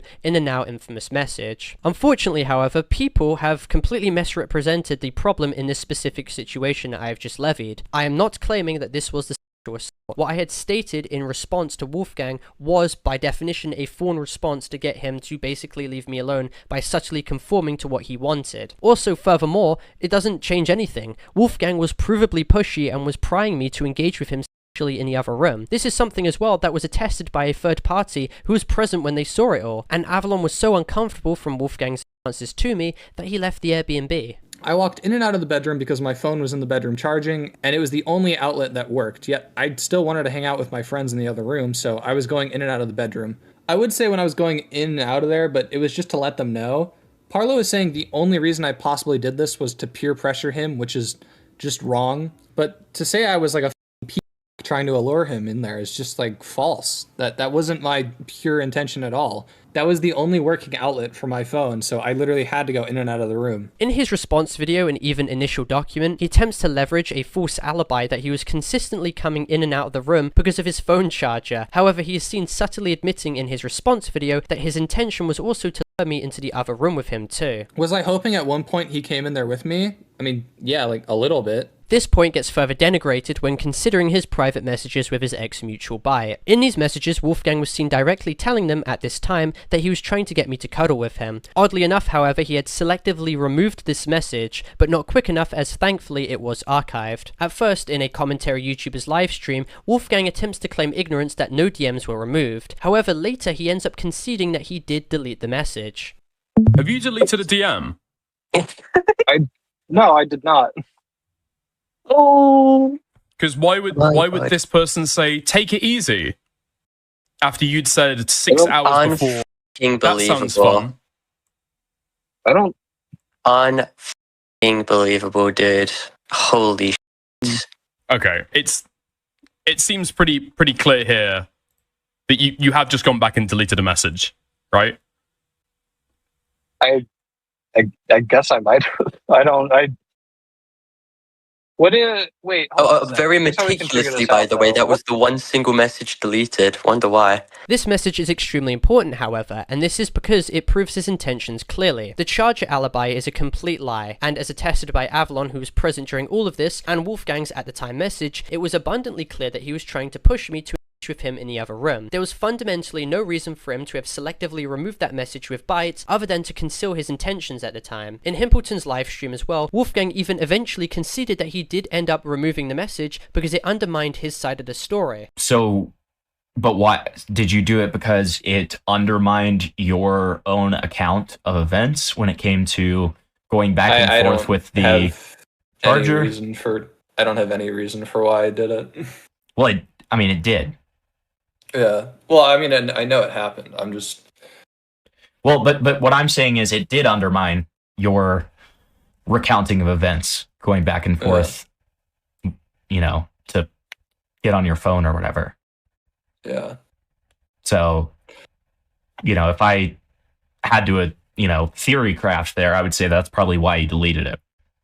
Yeah, I think that's fair. So with all these factors collectively considered, it is undeniable that Wolfgang was coming in and out the room trying to get me to follow him back. Even at one point, Avalon attests that he quite literally stated to come back with me in the room. The main problem as well came with the specific engagement that followed, where I mentioned how uncomfortable, frozen, and rigid I felt in my document. It hurt what he did to me, and it was painful when it happened. Wolfgang, from my recollection, could understand that I wasn't feeling right and made a loose comment about it. After this, we settled for just cuddling, to which eventually we sat up on the bed and he once again leaned in to kiss me. I did not engage first, but I loosely reciprocated to not make the situation awkward. What he ended up doing, however, was that he took photos of me and him kissing and then, without my permission, sent this to mutuals of ours behind my back a few hours later after we fell out, hence violating my privacy in the process. In the photos too, if the saturation is actually turned up, I'm clearly seen having covered most of my face with my left hand, because I did not want to be photographed. At first, when he was confronted on livestream, Wolfgang attempted to claim that this never happened. Did you send the picture of you making out with Parlo to other people? I do not believe so. I absolutely don't. I can't think of a single person that I would have sent that to. If there's an example of me doing it, then I'll apologize for it, because yeah, that is shitty. But how do you not know? I don't. I wouldn't remember something like that. What do you? That's why I'm saying. Why wouldn't you remember something like that? I don't. How would I remember doing that? I don't. What I don't are you know. talking about? Do you not? What do you mean? How would you not remember that? As far as I'm aware, no, I didn't do that. As far as I'm aware, yeah, I don't have any memory of doing something like that. Showing how once again he is willing to lie in hopes that there's no actual proof, and of course to dodge accountability. Only when he is directly confronted with undeniable evidence does he then concede and offer false apologies. Hold on, he just sent me something. This was me doing it. No, this is... wait, no. There is evidence of this. Hold on, it's right here. There is? Okay. I just DM'd it to you. So that's you with an unnamed person. You say this was an hour ago. I don't know what this is. We were out. I see. Zillow and Parlo are mad at me, and I don't know why. Okay. And yeah, that's not cool of me. That's very of me, and I apologize for that, Parlo. And you just don't remember that? Yeah, no, I have zero idea. I do not. What exactly happened here? Sorry. There was a instance where I took a photo of us, and that wasn't the problem. The problem. To which I didn't give permission for. By the way, you kind of just did it. You gave me permission. No, you gave me permission to do it, and I sent it to you, and I was like, "Look at this, lol." What happened was, while I was panicking, I sent that to someone and go like, "This was us like literally hours ago," and now he's saying like I'm some horrible monster. It was a panic response. It's not cool anyway. It's up with me. I apologize to you in DMs. I'll apologize to you here for it. Did you send the picture of you out with Parlo to other people? I do not believe so. Now, following this situation, Avalon came back to the apartment and we all planned to go to the bar. Just before I entered the shower, I distinctly remember asking Wolfgang who should go first. This is something that Avalon, who was in the adjacent room, can also attest to hearing. What I meant when I said this was that I simply did not want to go in the same shower as him. I mean, it's pretty obvious. Instead of replying to this, however, Wolfgang still proceeded to allow himself in. What followed was me not making eye contact the entire time and being extremely uncomfortable while this completely gross, vile situation occurred, as my privacy was completely invaded. When I went out of the shower, Avalon saw what happened when I walked out of the bathroom, not aware that both of us were in there at the time until I came out, to which, when he immediately clocked on what happened, he left the apartment because he was extremely uncomfortable. Now, after Avalon had left, I started to cry and panic, wondering if I personally upset Avalon in the process, as I personally felt extremely bad for him when Wolfgang would push him to leave the apartment. It was extremely inconsiderate. Avalon at the time didn't respond to my Discord messages, and Wolfgang tried to hug me, to which I didn't engage with due to everything he did making me feel extremely sick. What followed was me having a mental breakdown, and when I confided with Wolfgang about the situation and I finally let it loose that I simply was not interested in him, which I was extremely scared about doing in the first place, he completely blanked me and ignored me while I was on the floor crying. Eventually, Avalon messaged me to meet him in the station, and after we spoke and confided about what happened in London, we came to terms about the gravity of what was taking place. We were both extremely uncomfortable with the situation and with what had transpired, so after a couple of hours, we went back to collect our items from the Airbnb and then went back to mine. Now, due to our personal safety, we were anticipating that literally anything could happen. It was extremely unpredictable and a volatile situation, so we tried our best to not engage with Wolfgang when we were collecting our items in the Airbnb. However, he was unfortunately woken up and attempted to instigate conversation with us, asking what happened. Avalon was extremely hesitant to speak, so he didn't say anything. So in order to catalogue the situation in case anything unpredictable happened, I recorded for my own safety and engaged in conversation with him. Also, Parlo has said he never intended for the situation to go public. Then why did you record me that night? You've been very against going to the police with this situation, so what other reason would you have for recording this? You seem to try to say me talking to commentary YouTubers is the catalyst for this, but I don't think that's really true at this point. I think you were going to do something. I think that's really true at this point. I think you were... What? Are you f***ing high? Are you f***ing high? Because Parlo was going around and recording shit. He's the reason why it ultimately came out. No, those points don't connect at all. Just because somebody's collecting evidence does not mean they're the reason that it came out. This guy went public first. No, Internet Adjacent is the reason why this went live, and I don't know why he's trying to shift the blame over to Parlo. Now, this has been maliciously twisted by Wolfgang and other people into the idea that since I had this recorded, I had some ulterior motive to release this on my own volition first. This is a complete lie and he knows it. He knew that I did not want this situation out, and I made this abundantly clear to him on the 8th of November. It was due to his own spreading of the situation and his own temperament that caused this all to spill out. He had the ability to consult Avalon about the situation just before the lead up on the 9th to 10th, due to him misunderstanding what Avalon was stating in private, but he chose not to, and still went through the posting of all of this on his own regard to preemptively get ahead of everything. The only reason for why he attempts to reframe the situation like this now is to of course play the victim card and to manipulate the situation to benefit his own narrative. He is not a victim, he had ample opportunity to make this private, and this recording was not indicative of literally anything. It is even more telling in his video when he plays the audio recording but selectively crops out the portion to do with the shower situation. I find it very telling on why he would do this. Not only can Avalon attest to my side of events, but also in the recording, specifically in the portion that he does not include, when I confront him about his actions during the shower situation, he apologizes. He doesn't deny, he doesn't make excuses, and he certainly did not mean, "I'm sorry you felt that way." Regarding the shower stuff, I was saying about do you want to have a shower first before after me?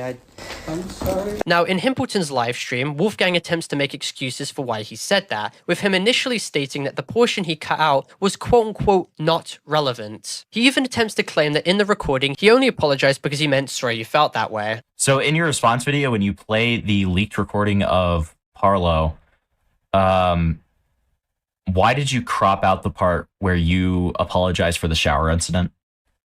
I just wanted to get the basic premise. I didn't want to include the whole call because it was super long. Why would you crop out one of the key parts of the call where you apologize for something?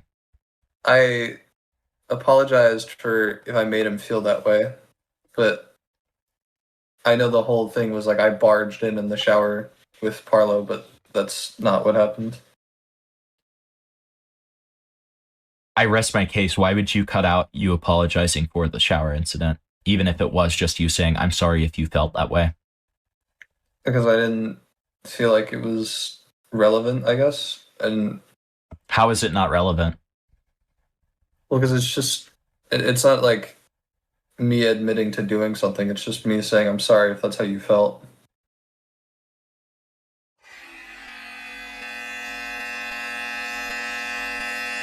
Eventually, when continuing to be pushed, Wolfgang then contradicts his narrative and attempts to levy another excuse for why he didn't deny what he did to me when I initially confronted him about the situation on the 13th in the Airbnb in that leaked recording. He now attempts to claim he didn't deny the shower situation because I changed topics quickly. If you're being levied with an accusation such as, like, I didn't want to engage with you in the shower, if that wasn't the case, wouldn't you naturally respond, that's not true? Mm.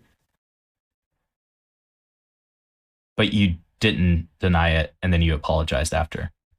I said I was sorry if you felt that way. But you didn't deny it, correct? I didn't have time to because he switched to a different topic almost immediately. Because it was like the shower thing, and then he moved on to something else. When the recording is eventually played on Himpleton's stream, it's clear that the topics were not changed very quickly, and even Himpleton states that it is clear that the sorry was not a I'm sorry you feel that way, to which Wolfgang goes completely silent once again, and subtly says Himpleton wasn't wrong for that claim. However, once he's pressed again, he then completely contradicts himself, backtracks, and doubles down. Regarding the shower stuff, I was like saying about like, do you want to have a shower first before, after me? I'm sorry. And then regarding like... That was just, I'm sorry. That wasn't, I'm sorry you felt that way.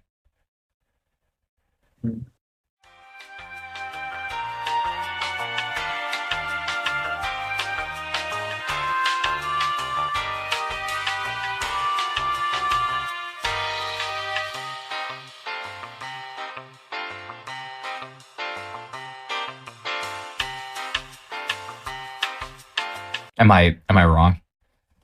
No. Okay.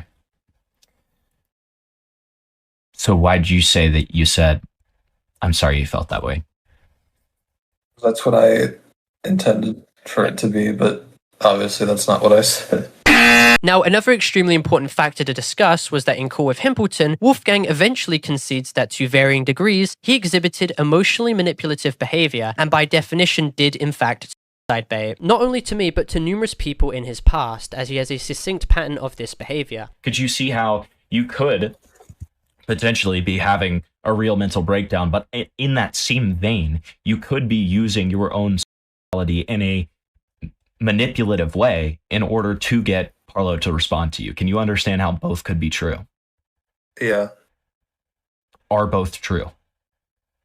To a certain degree, yes. So that is definitionally suicide baiting. Yeah.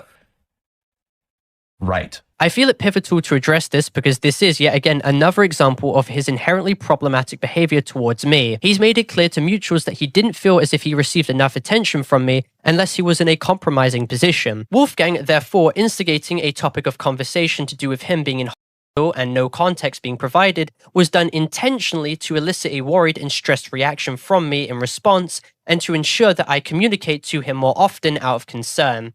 This is not how a healthy dynamic should play out. And more importantly, it clearly showed that he was not in the right mental headspace at the time for a relationship regardless. Another important situation to address was when Wolfgang was actively called out in February 2024 for requesting and allegedly receiving illicit images from a 17-year-old when he was 19 turning 20. At first he claimed that this was not true whatsoever and that nothing illegal happened. Now this entire notion that he never committed a crime was once again a complete lie. If you actually look at his DMs with this furry cop, they literally tell him to not let anything that was sent in those DMs slip out, and that Wolfgang should not share anything he received with them, to which Wolfgang states that he won't even save what it is on his phone. This is a very interesting self-report because it is incredibly easy to discern that they were clearly referencing to images here that Wolfgang received from the person that he was dating with at the time. Furthermore, Wolfgang eventually removed all the tweets he made arguing with the person who was calling him out for this, probably because he came to terms with how much he incriminated himself, and on stream with Himpleton as well, he openly admitted to sexualization, which is a crime. And for clarification, I feel it important to address this, not because of the age gap present, which is pretty negligible, but because Wolfgang will attempt to lie and remove evidence when it comes to him trying to sweep his problematic behaviors under the rug. Here's a clip. Did you ever attempt to get her to meet up with you?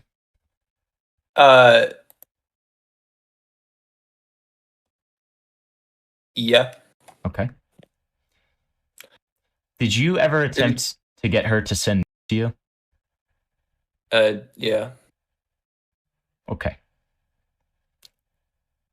If you want, I can go into detail about this. We dated for like a few days, like a month before she turned 18.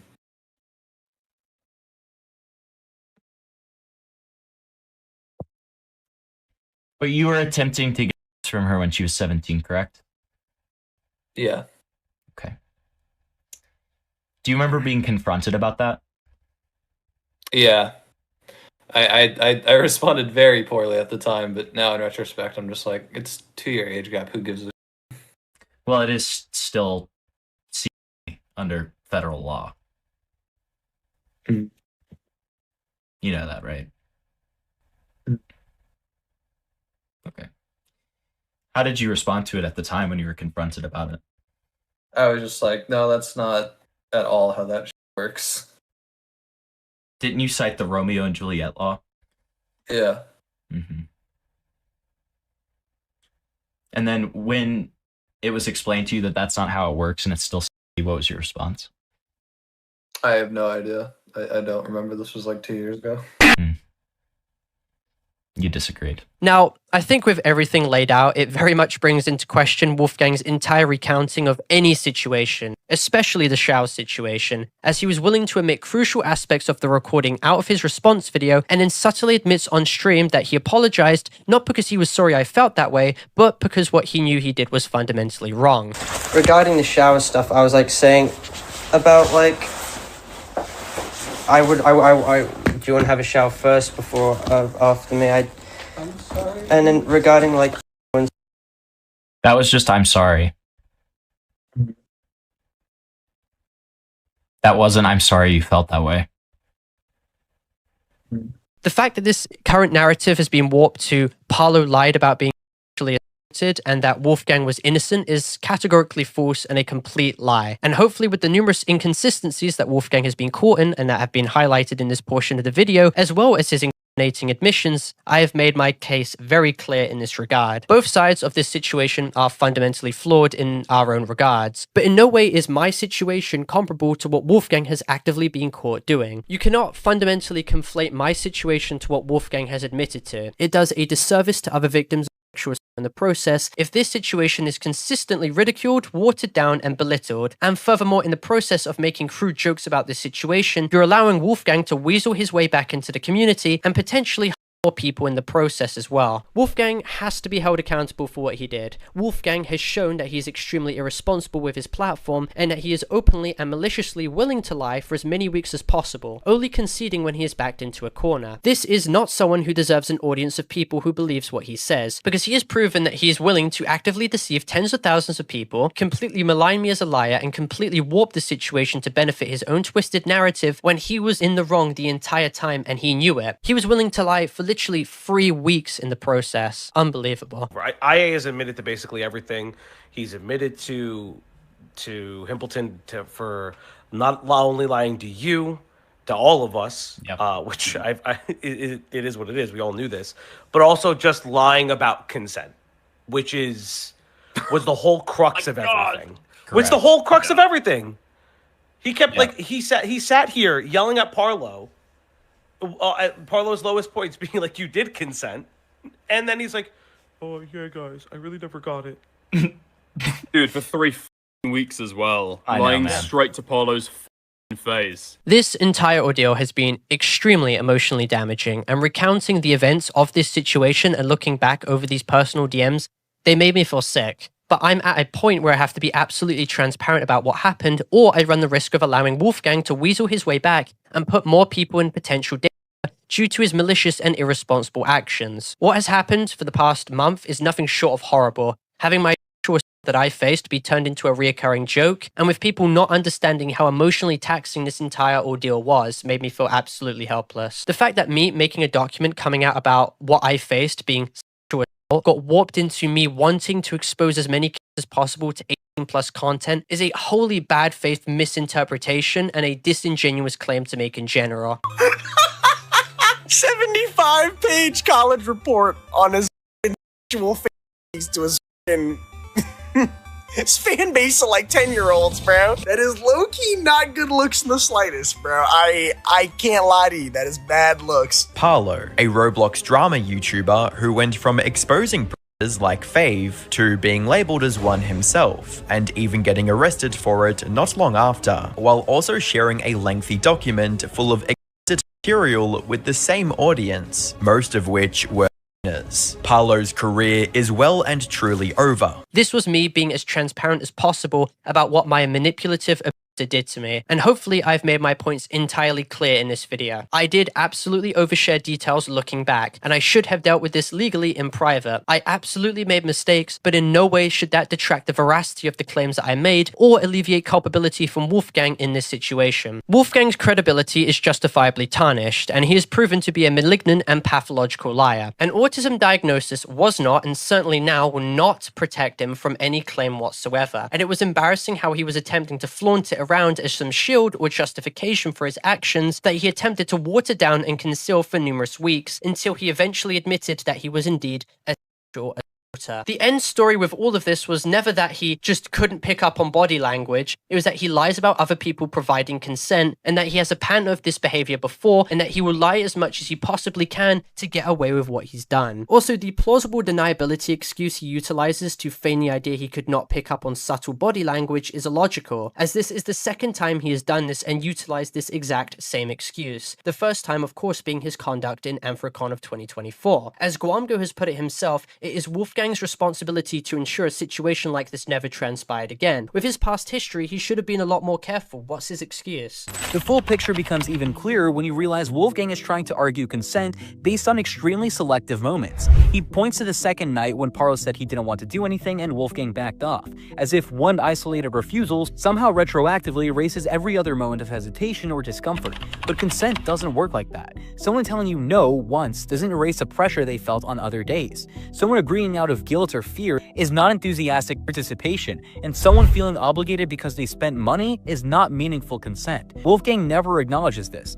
Instead, he hides behind the idea that he struggles with cues and therefore cannot be held responsible for not noticing when someone is uncomfortable. That might explain missing small cues, however, it does not excuse pushing forward in situations where the other person's internal discomfort is obvious from their own words, from their tone, and from the entire emotional dynamic surrounding the trip. If anything, someone who admits that they struggle to understand boundaries should be even more cautious, not less.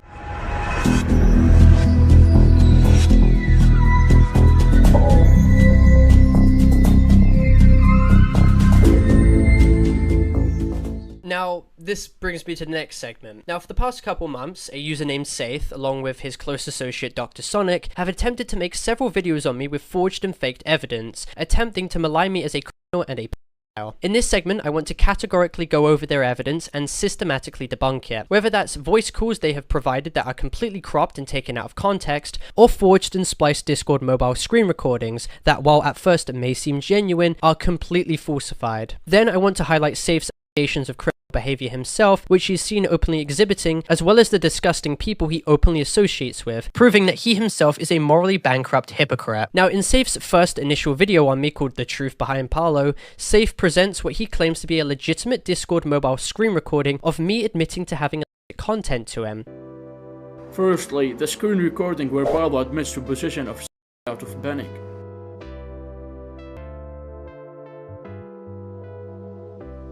In the recording, he clicks the account, which he claims to be me, clicks the channel linked in their profile, and it appears to direct him to my YouTube channel. To anyone who's unaware of manipulative splicing of mobile recordings, this seems legitimate, but it isn't. First, the account shown is called Parlo2ndYT. This was never an account that I operated, this was never rolled in my Discord server, nor do any mutuals of mine have this account friended. Furthermore, if you check mutual servers, this account shared a single mutual server with Saythe, who recorded this video, and this server was in fact most likely Saythe City, Saythe's official Discord server. Furthermore, this account which they claim to be me was completely copied from my old defunct 2023 to 2024 Discord account, Parlo War Era, aka Parlo_YT. They completely copied my profile picture as well as my Discord bio to give the impression that this was the same Discord account. Now, to explain the Parlo channel connection, this is extremely easy. Anyone on YouTube can make a fake Parlo channel and have it connected to their Discord alias. The tick next to their name is not a verification checkmark either. Saythe. If I use my friend Delta Scheme's Discord profile for a second, his channel is not verified on YouTube because he has less than 100,000 subscribers. However, on Discord, he still has the checkmark nonetheless. So this recording gave the impression to casual viewers that this Parlo channel connected was verified and authentic when it simply was not. Now, when Saythe clicks the channel and it apparently directs him to my main channel, this is very easy to explain once again. He simply spliced the footage, and he admits too that he did this in leaked Discord messages. He mentions to Humbringer how there is a 1-minute time skip between when he clicks the connected channel link and when it shows my channel. Furthermore, he mentions how there is a 0.01 second transition with the loading, which makes it of course inauthentic. To also prove to you, the viewer, how easy it is to forge recordings like these, allow me to show you a fake Gwamgo account I made, where I made it say something controversial. Now, when I click the profile, you can see that it has a Gwamgo channel linked. This channel was a fake Gwamgo channel that I've made, but as it's linked on a Discord account, it looks completely legitimate with the check mark next to it. Now, all I have to do is cut the footage when I click the account and splice in me loading Gwamgo's channel with the exact same UI being present,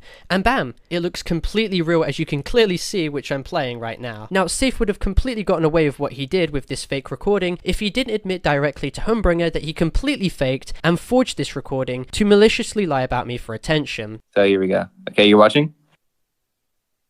Okay.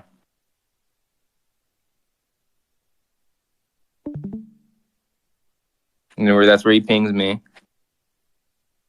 Then I'll hype you guys up. I'll cook Parlo. He's not cooking shit.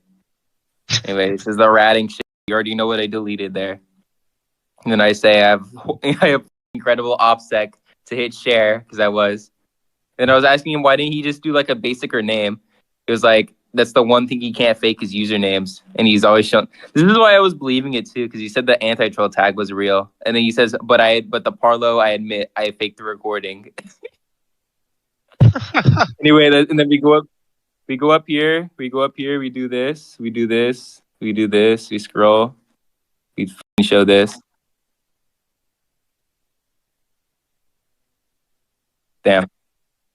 All right. Essentially, on screen share, Humbringer had shown his full DMs with Saythe, with me and others present in his call, where Saythe, in these leaked messages, acknowledges that he completely faked the recording and stated that there were two main flaws with the forged recording he had. He highlighted how the 0.01 second transition was so insignificant, however, that no one would have noticed. Saythe also begged Humbringer not to tell anyone that the recording was faked. Even more incriminating was the fact that Saythe, on this account, even encouraged them to try and rat me with a remote access Trojan. This is completely in the US, as it would essentially allow them to have unauthorized access to my device, and this is not the first time that Saythe openly flaunted around this idea. Saythe is seen stating another flaw was the Discord account name, because it is very obvious that I never operated a Discord account called Parlo II YT. He admitted that he couldn't fake usernames, and once again admits that the recording was fake. Humbringer then proceeds to show all the mutual friends of this Saythe account to prove that this is in fact him, because as you'll come to find out, Saythe drastically attempted to sweep this under the rug because it completely discredited the lies that he was trying to initially spread and shows in fact how malicious he actually is. As you can see, the username of this account was called Saythe, sharing 25 mutual friends with Humbringer, as well as this Saythe account being present in Saythe City, his main Discord server. It's pretty clear that this account was legitimate and was actually Saythe. Now, another video that I want to instantly debunk is the following video that Saythe features in his video on me. It essentially shows someone in my Discord server searching for my old 2023 to 2024 account, Parlo_YT, to which they go on the profile, click the connections, and it directs them to my channel.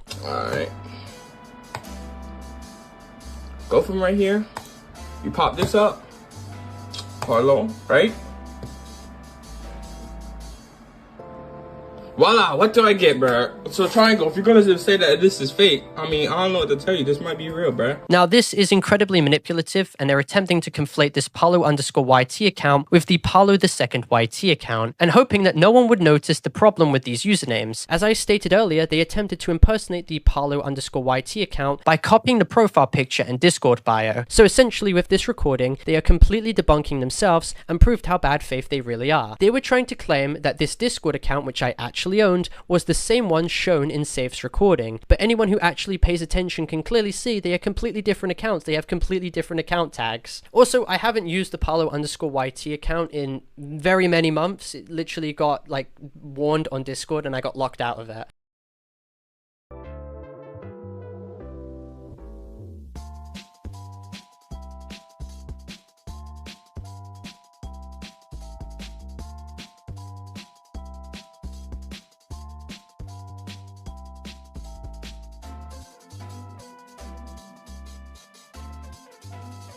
Now, in an attempt to lie even further, Saythe attempts to play victim and claims that the account shown in the screen recording which Humbringer leaked, which admitted to faking evidence, wasn't actually him, so I'm going to quickly debunk this. He attempts to show a screen recording recorded from his actual Discord account with the tag Saythe backwards, with his join date being the 3rd of October 2024. In this screen recording, he searches for another account that he claims to be the one shown in the screen share, in which he attempts to spin as fake and an account never owned by him. This is extremely laughable, however, but it may be a little confusing for you, the viewer, to understand what he did, so allow me to explain. The account he searches up in the screen recording is called Saythe full stop. Keep in mind the dot at the end, and the account's creation date, which was September the 10th, 2025 as well, keep that in mind. Now, the account which Humbringer leaked the DMs of was called Saythe with no dots at the end, and was created on the 3rd of October 2024, the exact same day as Saythe's actual account which he was filming the screen recording on, quote-unquote defending himself. That means the account being searched for and being blamed in the screen recording that Saythe's doing here is not the same one that Humbringer leaked the DMs of. This also means that the actual Discord account that Saythe operated, being the tag Saythe backwards,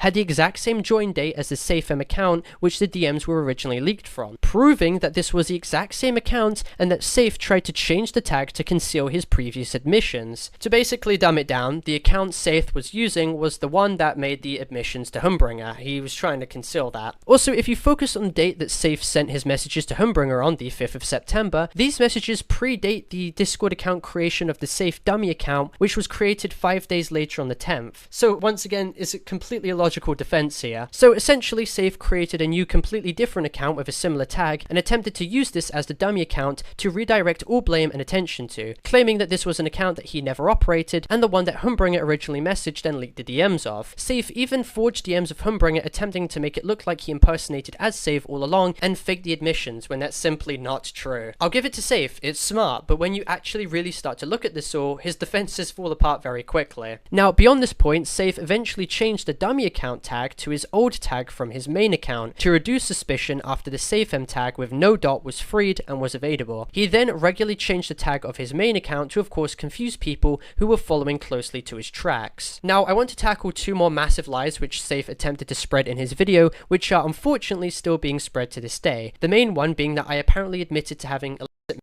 material. You know, this all sounds crazy and all, but what if I told you it gets worse from there? To begin with, Parlo, during a voice call where he questioned whether he possessed or not, literally accidentally admitted to watching it. As weird and stupid as that sounds, he actually accidentally admitted to it. Here is the footage. If they think that they can make a police report, they're not going to find anything. It's so stupid. Like, I watched this. Yeah, sure thing. Dude, Parlo, you just cooked yourself. You just cooked yourself. You're getting sauteed. Now, if you actually listen to the clip, it's very evident that I'm being sarcastic and the context has just been completely cropped out. I mean, the point I was making was that someone could make a police report on me and the police would not find anything. But yeah, I totally have that content. Yeah, sure. Like, yeah, I watched this. Yeah, sure thing. Even the people in the call, most prominently Humbringer, acknowledges that this statement was simply just an edgy, satirical comment. Sure, maybe in bad taste given the circumstances, but it's not indicative of anything. It's just Saythe once again throwing anything he can against the wall to see what sticks, and he is so unbelievably bad faith that he will twist something that is so evidently a sarcastic comment to which he knows is a joke into a quote-unquote genuine admission. Now, in order to corroborate this already pathetically false Saythe and his associates utilize another fake recording, this time apparently between me and a user named Investigator, where I apparently once again admit to having content. Then he proceeded to deny it to Investigator. Here's a screen recording of that. As you can see, this is Parlo's actual username, which cannot be taken or used again by any other individual, and by the screen recording itself, you're going to see Parlo is just disgusting. Now, I'll give it to them this time. This recording does look more genuine than the previous forged recording, as this time it shows an actual Discord tag that I operate. However, this is once again forged. Now, in order to instantly invalidate this recording, I essentially had a mutual named Kronos add me in a group chat with Investigator, so I could simply just click on Investigator's profile, open up my DMs DMs with him and prove that I have absolutely no message with him whatsoever and I've never spoken to him before. Now, when this took place, conveniently, Investigator immediately left the group chat and blocked Kronos, and even more telling was the fact that I had no DMs with Investigator whatsoever, and this was under the account which had the exact same tag that was shown in the forged recording. It was very evident that Investigator clearly left the group chat to quickly hinder my ability to look at his DMs, to of course prove him to be a malicious liar, as it would have been revealed that we never spoke in the first place.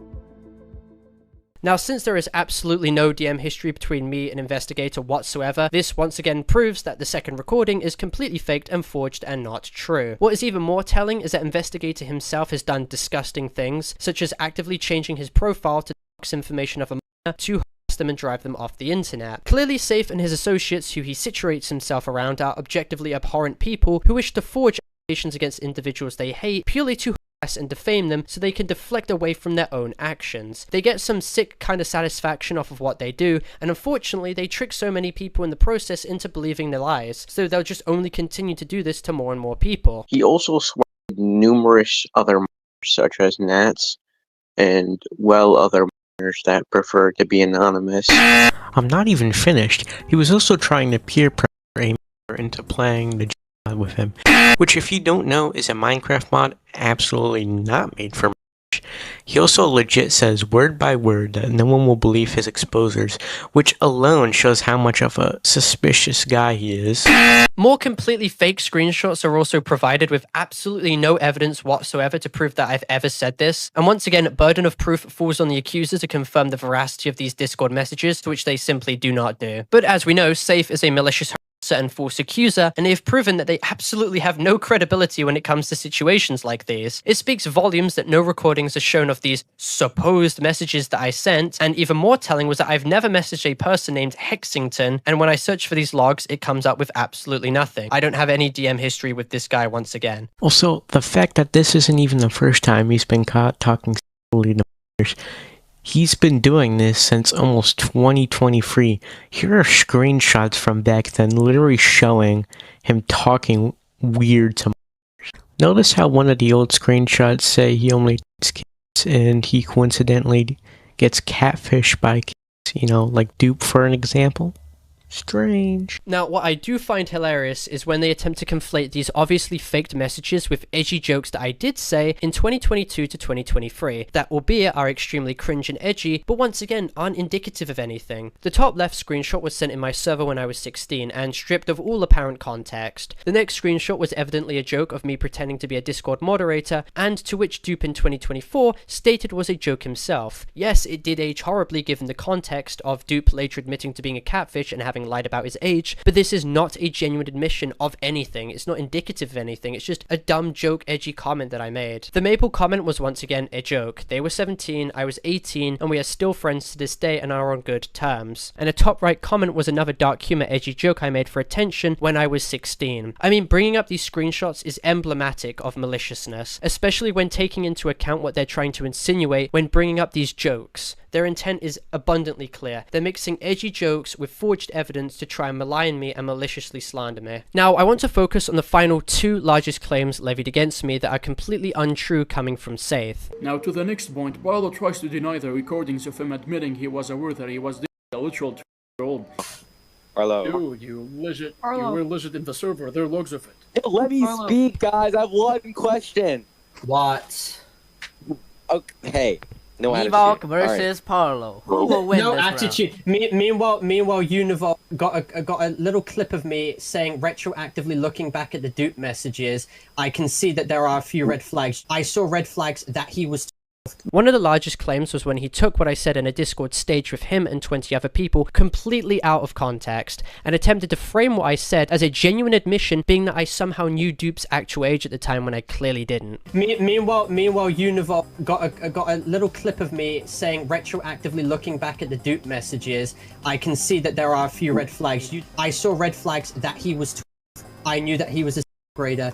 See, Parlo simply admits. He then went around spreading this clip along with other bad actors, so I'm going to offer full clarification on this. When I was invited on stage in Saythe's server and debated Nyvalk at this time had made a video completely maligning and defaming me as a over the Dupe situation. Now for context, in my video titled My Side, I stated in the video that retroactively looking back at my message history, I should have been more aware of a few red flags present, being that Dupe claimed that he didn't have a mic so he couldn't reveal his voice, along with excuses for why he didn't want to show his face. In a message he had stated to Nats as well, he was even seen admitting that he lied about his age and catfished me for over 1 year 8 months, stating that I had no reasonable way to know his actual age. However, it was still 100% my responsibility to have asked Dupe for a provisional driver's license or some form of legal identification. Looking back, I was far too trusting and extremely negligent not to see through some of the red flags and excuses that Dupe used, to which I will touch upon more later. Nyvalk took this red flag comment and deliberately twisted the narrative to make it seem like I somehow admitted to knowing that there were red flags, proving that Dupe was.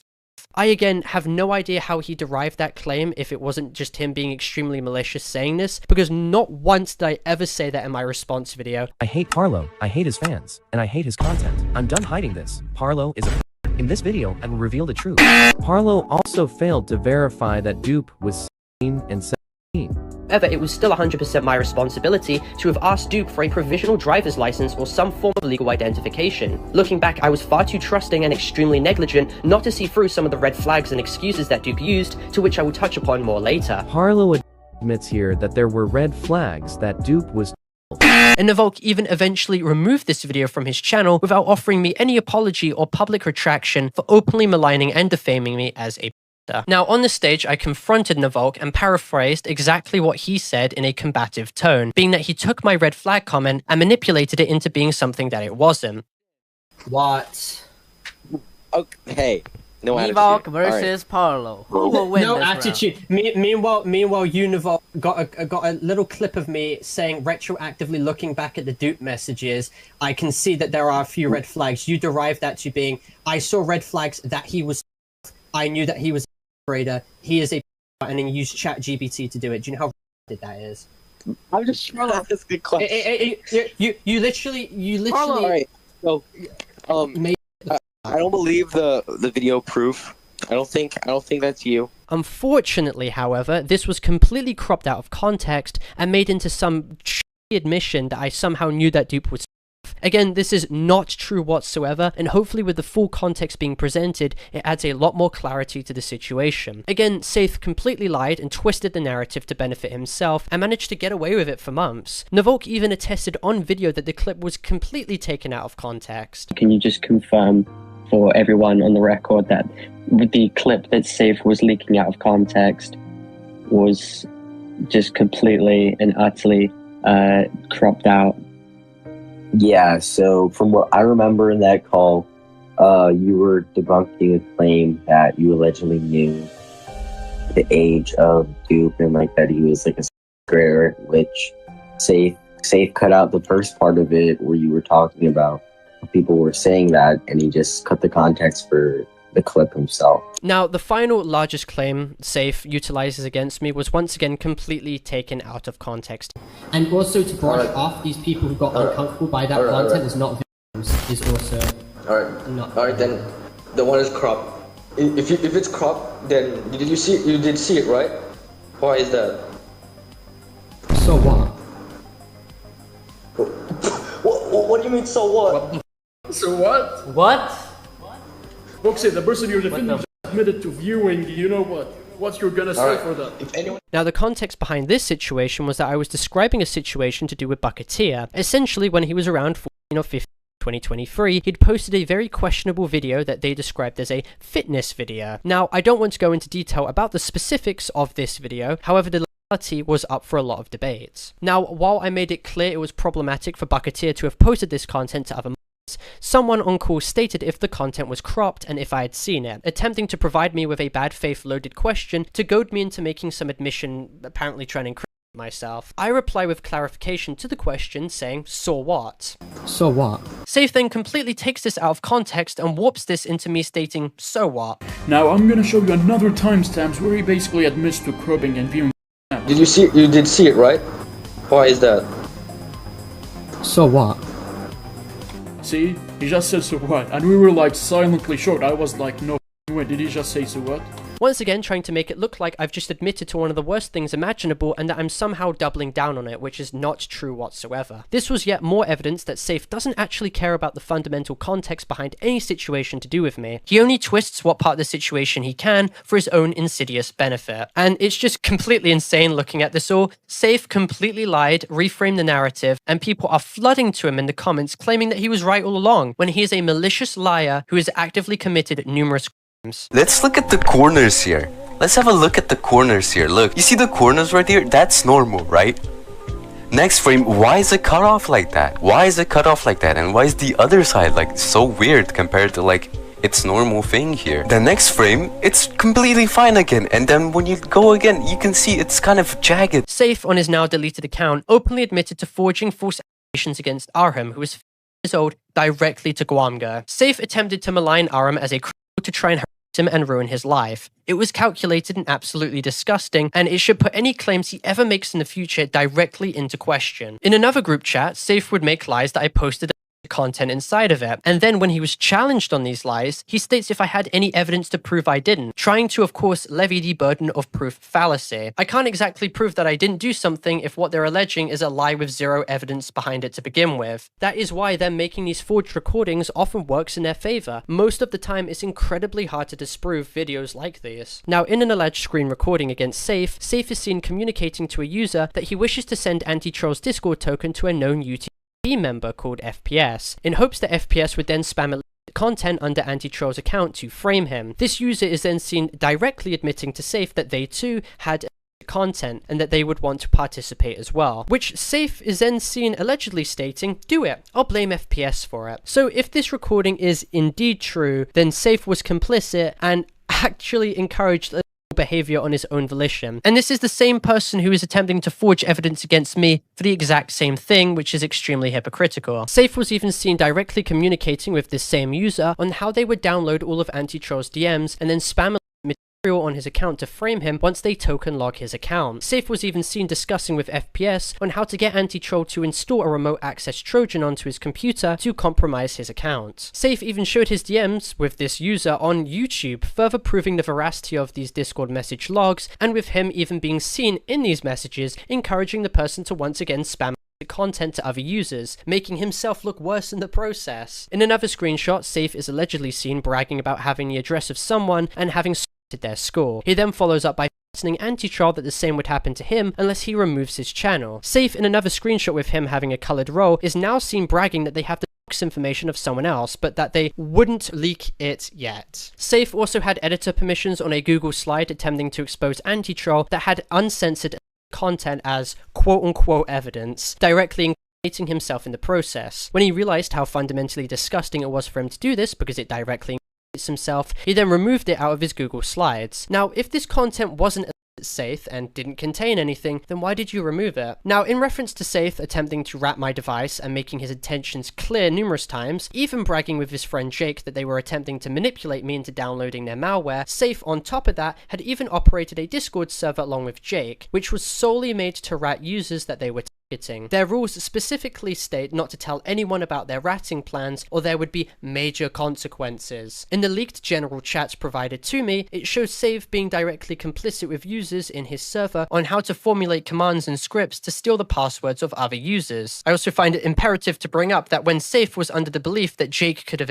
someone, Saythe was seen stating in reply he wouldn't care if it turned out to be true, only being focused instead on how they could work together on manipulating me into downloading their malware so that they could compromise my accounts, once again showing how morally bankrupt they really are. Saythe was even seen a smaller YouTuber named Warren, claiming that if he refuses to quote-unquote agree to peace, then they would just straight up go after him and him. Saythe then follows up by stating that they're not trying to silence him, only that they want to end their drama on good terms. Saythe then states that pizza would be the least of his concerns if he fails to comply, to which he then openly him with the consequences that would follow if he refuses to engage, which are far more insidious. Saythe then once again states to Warren that you better end this on good terms, you don't want to risk your whole life for this. Now, it's pretty clear that Saythe would be complicit in the harassment that directly follows Warren. He's wording what would happen as if he has some subtle foreknowledge, but it's crystal clear that in private, he operates servers where he works directly with other disgusting people to try and harass vulnerable targets that he can ruin the lives of. Now, hopefully this segment gives a lot more clarity in regards to debunking the sheer amount of slander, misinformation, and bullshit spread by Saythe, while also highlighting how malicious he truly is and exactly how he operates when it comes to him maligning and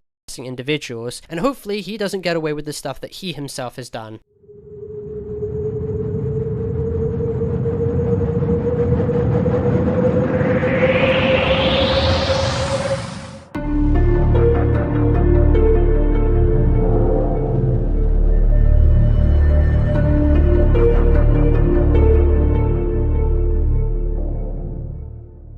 Now, for some reason, due to all this misinformation and of course the drama, people have attempted to rewrite the Dupe situation and now use this to of course slander me as a predator in bad faith. Again, just because I made fundamentally bad financial decisions does not now change the context behind the Dupe situation, which is completely mutually exclusive. They are two different situations, and nothing with this current drama invalidates the fact that Dupe still admitted to catfishing me for over 1 year, 8 months. And it certainly does not change the fact that Dupe lied about being seen numerous times in 2023, early 2024 when I was 18, and lied about being 17 numerous times in 2024, early 2025 when I was 19. Dupe lied about his job, lied about him going to college, faked his own spin with a fake legal date of birth, and faked archives of his face with an image of a selfie he claimed to be his. Reasonable belief absolutely applies in a situation to do with communications online, and no images were ever in the first place. The police as of currently are investigating the situation, and we are providing them with all the evidence they need in the process. Nats, the person who made the initial police report, gave them barely any context, omitted crucial information that Dupe lied about his age.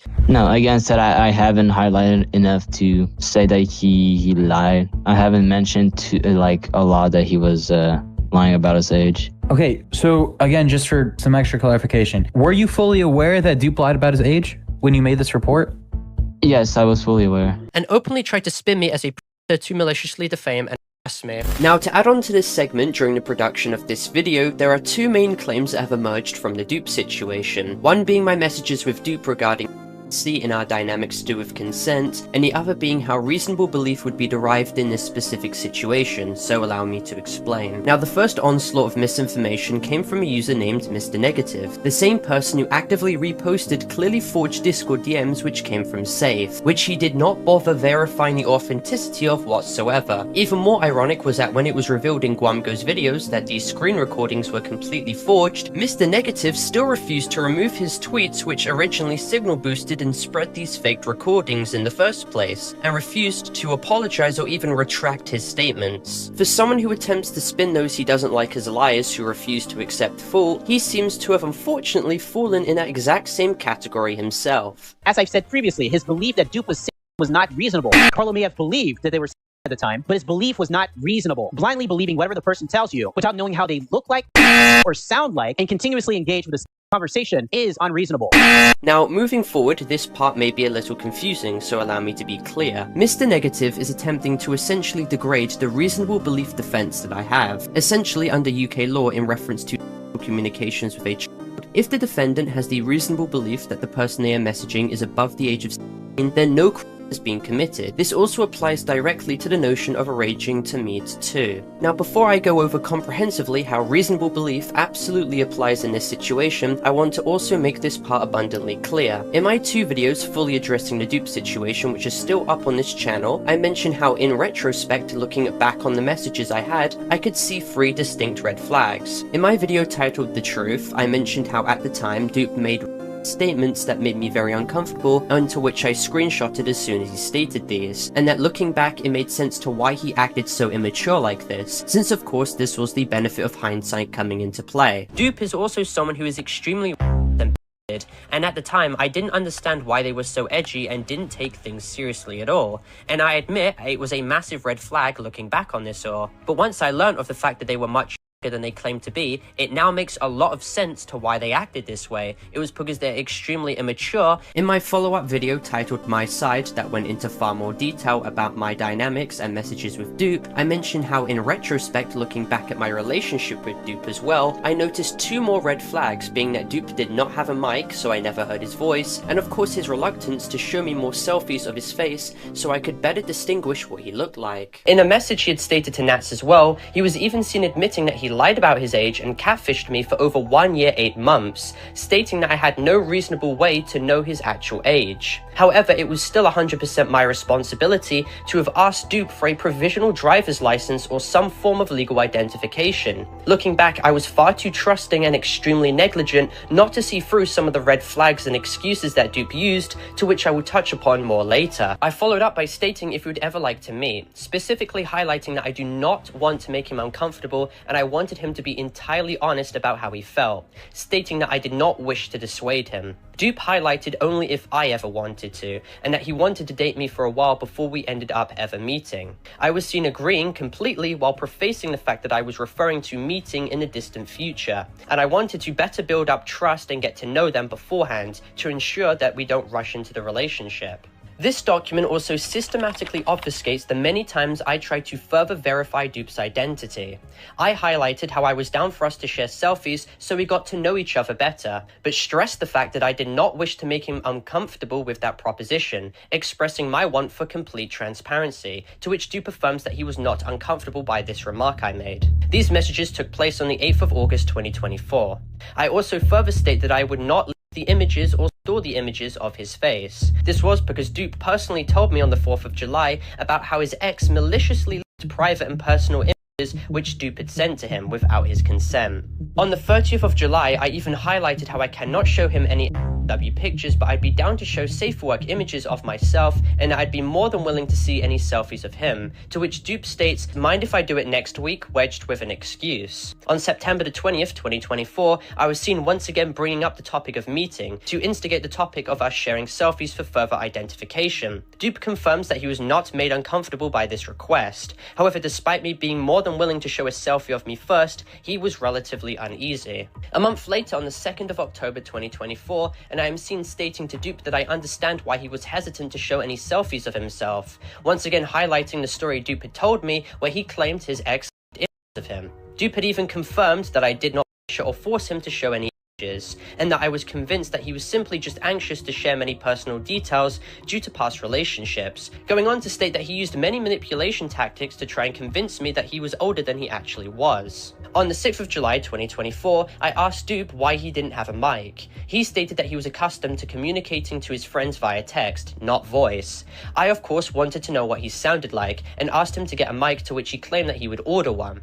There was no hesitation from Dupe in these messages, and I was clearly under the idea that he did not have a mic, so there was nothing too out the ordinary in my opinion at the time about this all. And again, people may point to Dupe claiming to not have a mic or his reluctance to show me his face when the topic of meeting was being discussed, and may attribute these to red flags, to which you'd be right. However, I believe Dupe had actual logical reasons for why he did not want to disclose his personal information, such as trust issues caused by past trauma, and as he stated, I did not want to pry or him for that. I had even brought up in October that it was quite hard to distinguish who they were just by text, and I wanted to know a bit more about what they look like. Sure, I saw images that they claimed to be them on Spin, but I wished to further verify before the relationship progressed. Now, Mr. Negative attempts to point out a non-existent contradiction to try and paint me as a dishonest person by claiming that I never stated that was a red flag I picked up on. In the original video, Parlo acknowledges that these 2 screenshots were in fact red flags. Throughout the video, he does not mention Dupe being racist. In fact, the word racist was never mentioned. So when Parlo said that the red flags was Dupe being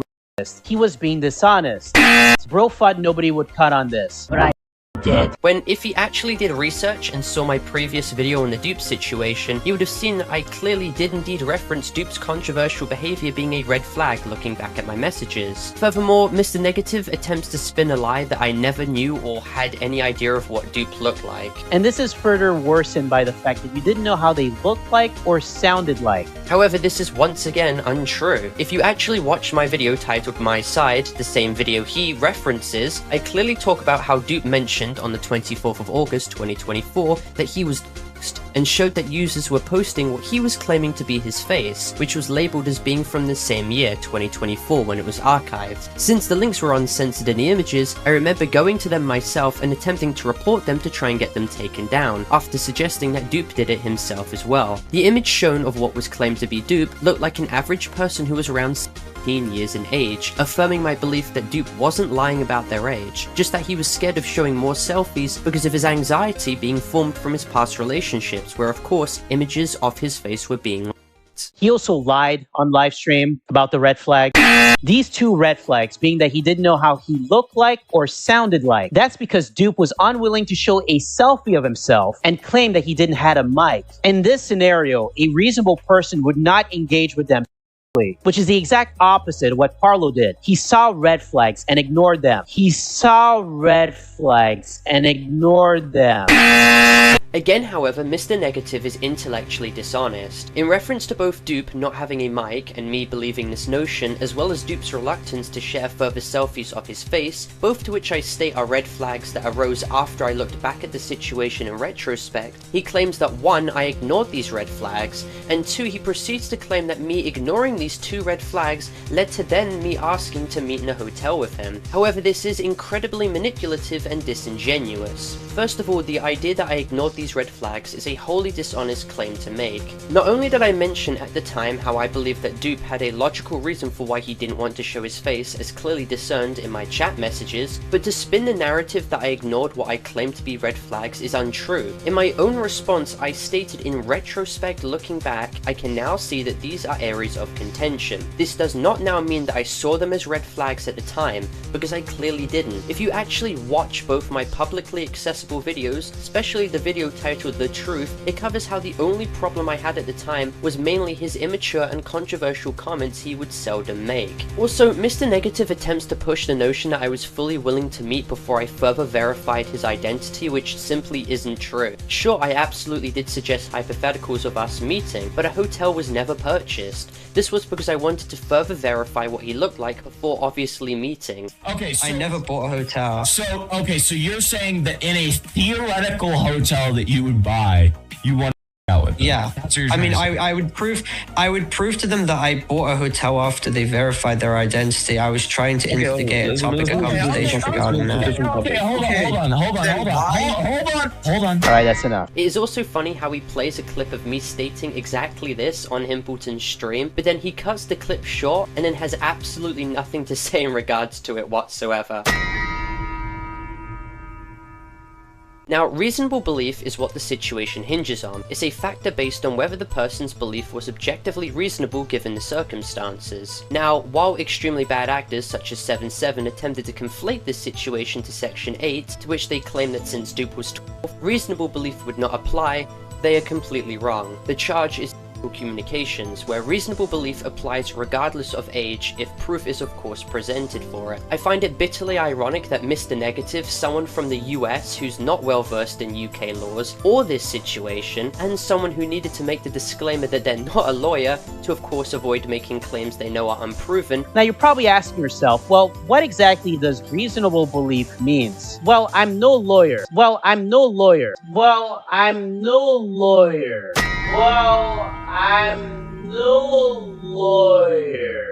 Acts as if they're the moral arbiter of justice here, and acts as if they have any say whatsoever on how reasonable belief would be applied in this case. Their stance, their take, and their opinion does not and will never matter in this situation, especially when they've been proven to be someone who spreads proven misinformation and refuses to ever retract it. For context, Dupe made elaborate lies about their job, specifying work times and what supermarket chain they were apparently employed at. They referenced being multiple times throughout 2023 to early 2024, and referenced being numerous times in 2024 to early 2025. Dupe claimed to have done his GCSEs and that he would be going on to college once he turned 18, even establishing what courses he would do. His age remained consistent, it never changed, and the examples of us joking about having different ages were just that, edgy, stupid jokes, not indicative of any admission whatsoever. Dupe claimed to have been doxxed and that his privacy was violated with people what he claimed to be images of his face. When these images were being reverse searched by me, nothing came up.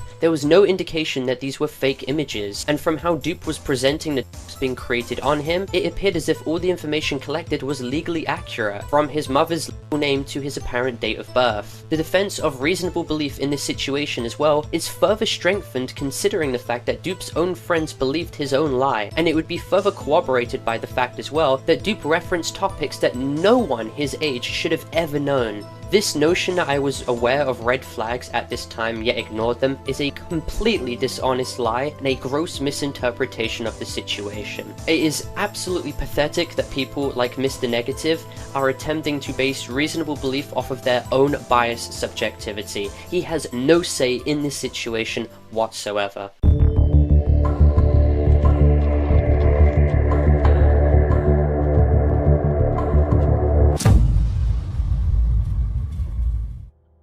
Now, another large segment I want to cover is BuckID's video where he attempts to spin the narrative that I had a and that I Saythe. So for this segment, I'm going to have to be extremely transparent about what happened and my complete stance. From January 2023, when I first heard the abbreviated term, to now the making of this video, to of course go over the full picture. Now, I want to make it clear before I break this down, that I attempted on 2 occasions to consult BuckID about his video and his points, in a mature and reasonable manner. On both of these occasions, he completely brushed me off, as well as insulting me, and claimed that he had other better things to do with his time, showing he had absolutely no willingness to approach this topic in a good faith or level-headed manner, and he certainly didn't want to be cordial with me. In both these responses, he left the group chats and even had me blocked. I also want to make this point abundantly clear too: the idea that I ever as a clear victim of myself is an absolutely disgusting and gross lie. It is clear by these accusations that BuckID stands to be as disingenuous as he possibly can, by not only conflating terminologies and publishing personal topics about me to thousands of people, but also by pinning me in a position where now I'm obligated to speak about my actual stance about this all, because now I'm being accused of having a and being into simulated when that is not true whatsoever. Consent has always been something that I strongly abided by. There was no little loopholes or anything when it came to it. It had to be clear, and it is something that I and other people are obligated to take extremely seriously and approach very cautiously, as I have.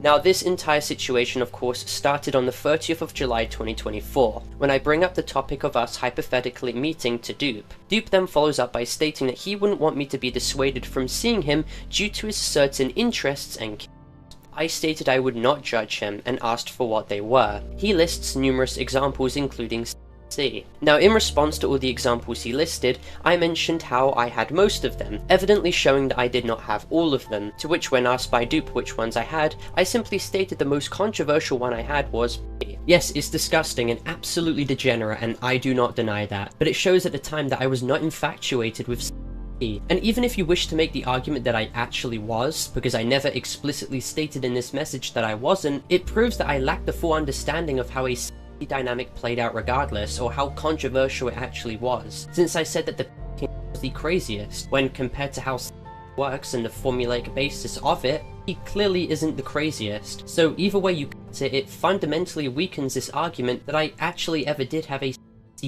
and that I knew what it was in its entirety. Now, a few days later on the 7th of August, I asked Dupe for what he was into again, because I completely forgot, to which he lists new ones, but relays once again that he is into C.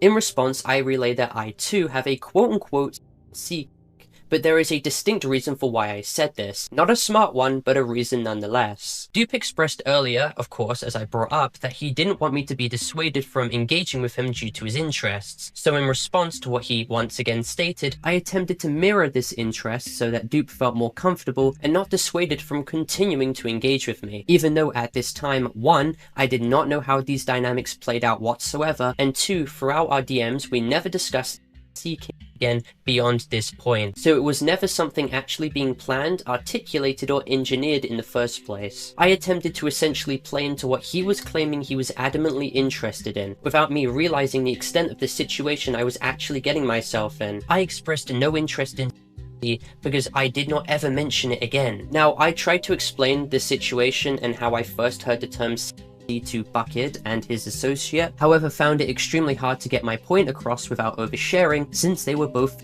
years old at this time, and were far too young to even know how intrinsically degenerate a situation like this actually is. But now, since I'm pretty much obligated to respond, allow me to try and explain the fundamental context without, of course, oversharing. When I was 17, I had a friend who was 18 who attempted to introduce me to certain things. They briefly mentioned that they were into ConnorYT. However, due to the situation transpiring in early 2023, I was not old enough to take into account the fundamental dynamics of how a scene actually worked, and I don't think anyone of that age should regardless. At this time, I was still young and clueless, and the next time this topic was brought up was over a year and a half later, to which I still remained unaware of how problematic it really was. I mean, this subject really wasn't at the top of my mind. I just assumed that since it had consensual in it, there wasn't a massive problem in play here. And I have to make this part abundantly clear as well. In these DMs, I did passively acknowledge Dupe's interests by claiming that's fine, to not make him feel dissuaded or uncomfortable, but I never reciprocated the more serious cues he had, nor did I share them. My misunderstanding came from my interest in more mundane elements of BDSM. The components of BDSM I was into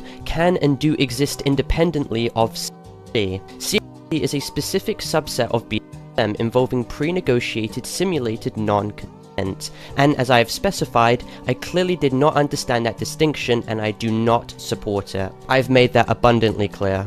Now, in early 2023, I was under the idea that choking was simply an example of CRD, because when I was 17, sometimes it'd be done to me. The interest in choking also coincided with the sleeping kink I also said to do, strengthening my claim. I said it to BuckID in July 2025, 5 months ago, and I'll make it crystal clear again. I did not want to simulate with Dupe. This is further pushed by the idea that Dupe on the 25th of August 2024 claims that he was also into Saythe, which I never even heard of until he brought it up, and it is insane that someone of his age knew this term. Now, I originally relied on his definition of what it was, because I didn't even know what it meant. Dupe claimed that it was basically one person engaging with the other while they're asleep, however affirming that it was consensual and not wrong.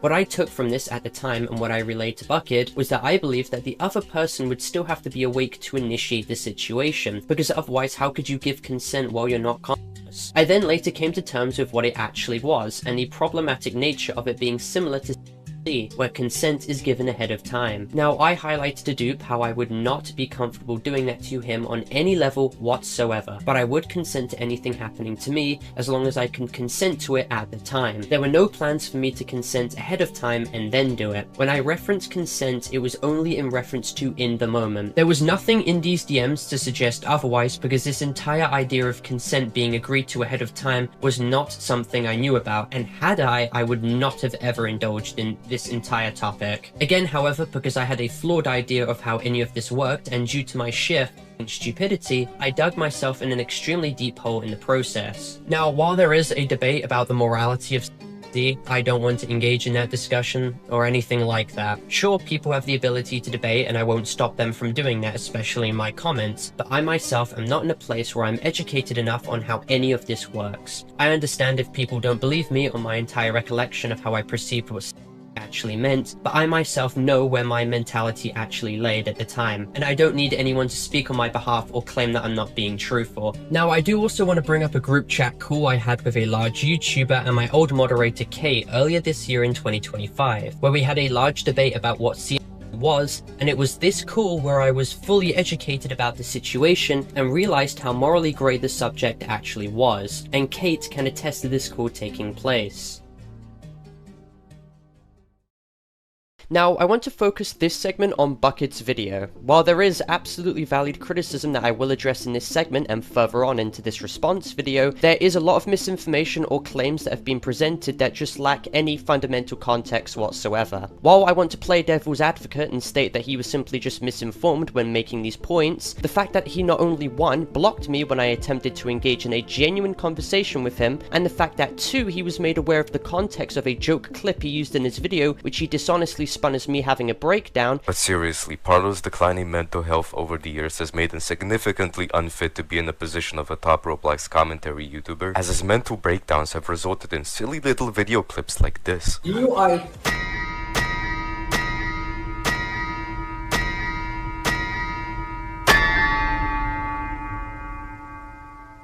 yet offered zero clarification rectifying this, I'm currently under the notion that he simply just has a bias against me due to his very apparent vitriol, and he is not willing to be charitable in the slightest. Now, the first claim he makes is that I'm solely doing YouTube just for the money. In order to push this claim, he references an out-of-context message I had stated to Dupe in February of 2024, as well as me posting my earnings for my soul-driven love defense video in a YouTuber Discord server. That's not even mentioning that Parlo doesn't really fucking care about what he does as that sort of YouTuber, because in the Dupe chat logs he is seen saying, quote, "I can't quit YouTube, I need the money, but I want to leave and never come back." He doesn't fucking care. You know what he did after uploading his first soul-driven love defense video? He went into a Roblox YouTuber Discord server that we shared and he showed off the revenue he got from it. The revenue in question was a staggering 680 pounds that he made off of that single video in the first day, which in USD is almost $900. He obviously doesn't fucking care about what he does, whether it's disproving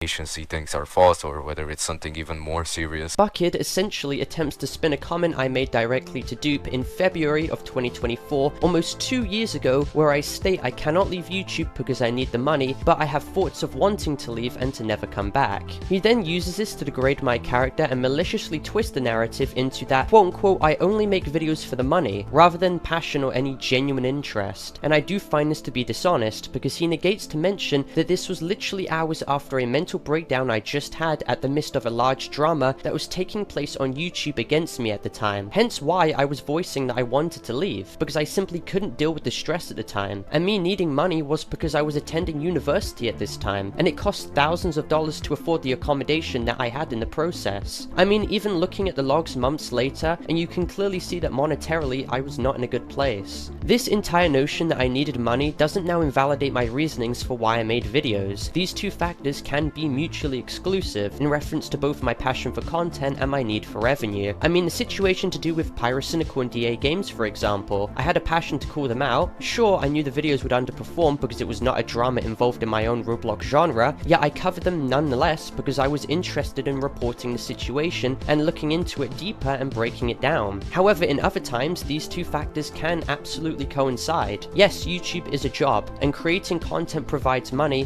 which is used for rent and putting food on the table. The only reason for why I see someone like BuckID using this solely against me, however, is to pile on accusations to further degrade my character in the process. Furthermore, he calls out the fact that I posted a screenshot of me bragging about the money I earn off the soul-driven love defense video. Except wait, if you actually look at the screenshot he shows, it shows me posting the earnings I received from a video on February the 26th, 2025. And if you use Internet Archive to look back at my channel, you can clearly see that the soul-driven love defense video wasn't made at that time. In fact, it was published weeks later on March the 18th. So essentially, BuckID completely lied in his video with no evidence whatsoever that this was earnings from the soul-driven love defense video I had made. In fact, it was actually revenue from the PM Damien defense video that I had posted. And for quick clarification, in this video I had essentially defended PM Damien from malicious harassers who were attempting to lie and ruin his reputation, and to also them in the process, and to which PM Damien was supportive of me making in private. I mean, sure, it was me tooting my own horn in a way by posting these analytics, because I was happy about what I did, being that one, not only did I help a fellow YouTuber against literally career-damaging false claims, but two, it got a lot of attention in the process, meaning that less people would attempt to do this to other YouTubers in the future. And again, it certainly doesn't mean I don't care about the content I'm passionate making. One can be interested in getting money from the job they do, and also covering topics that they want to cover. I'm not sure why BuckID attempts to paint these as diametrically opposing factors. And since we're bringing up the soul-driven love defense video in the process, let me give some quick context. Around the time of me creating defense videos for other large influencers like Goldfishies and PM Damien, I was added into a Discord group chat with soul-driven love and their at the time girlfriend Ava. In this group chat, we consulted for hours about all the claims made against them, and this video, which was being created, took a very long time for my editor to produce and contained hours upon hours of information, testimony, and screenshots. This as well was a video that I was extremely excited about making because I genuinely believed that Sol was a victim of severe defamation and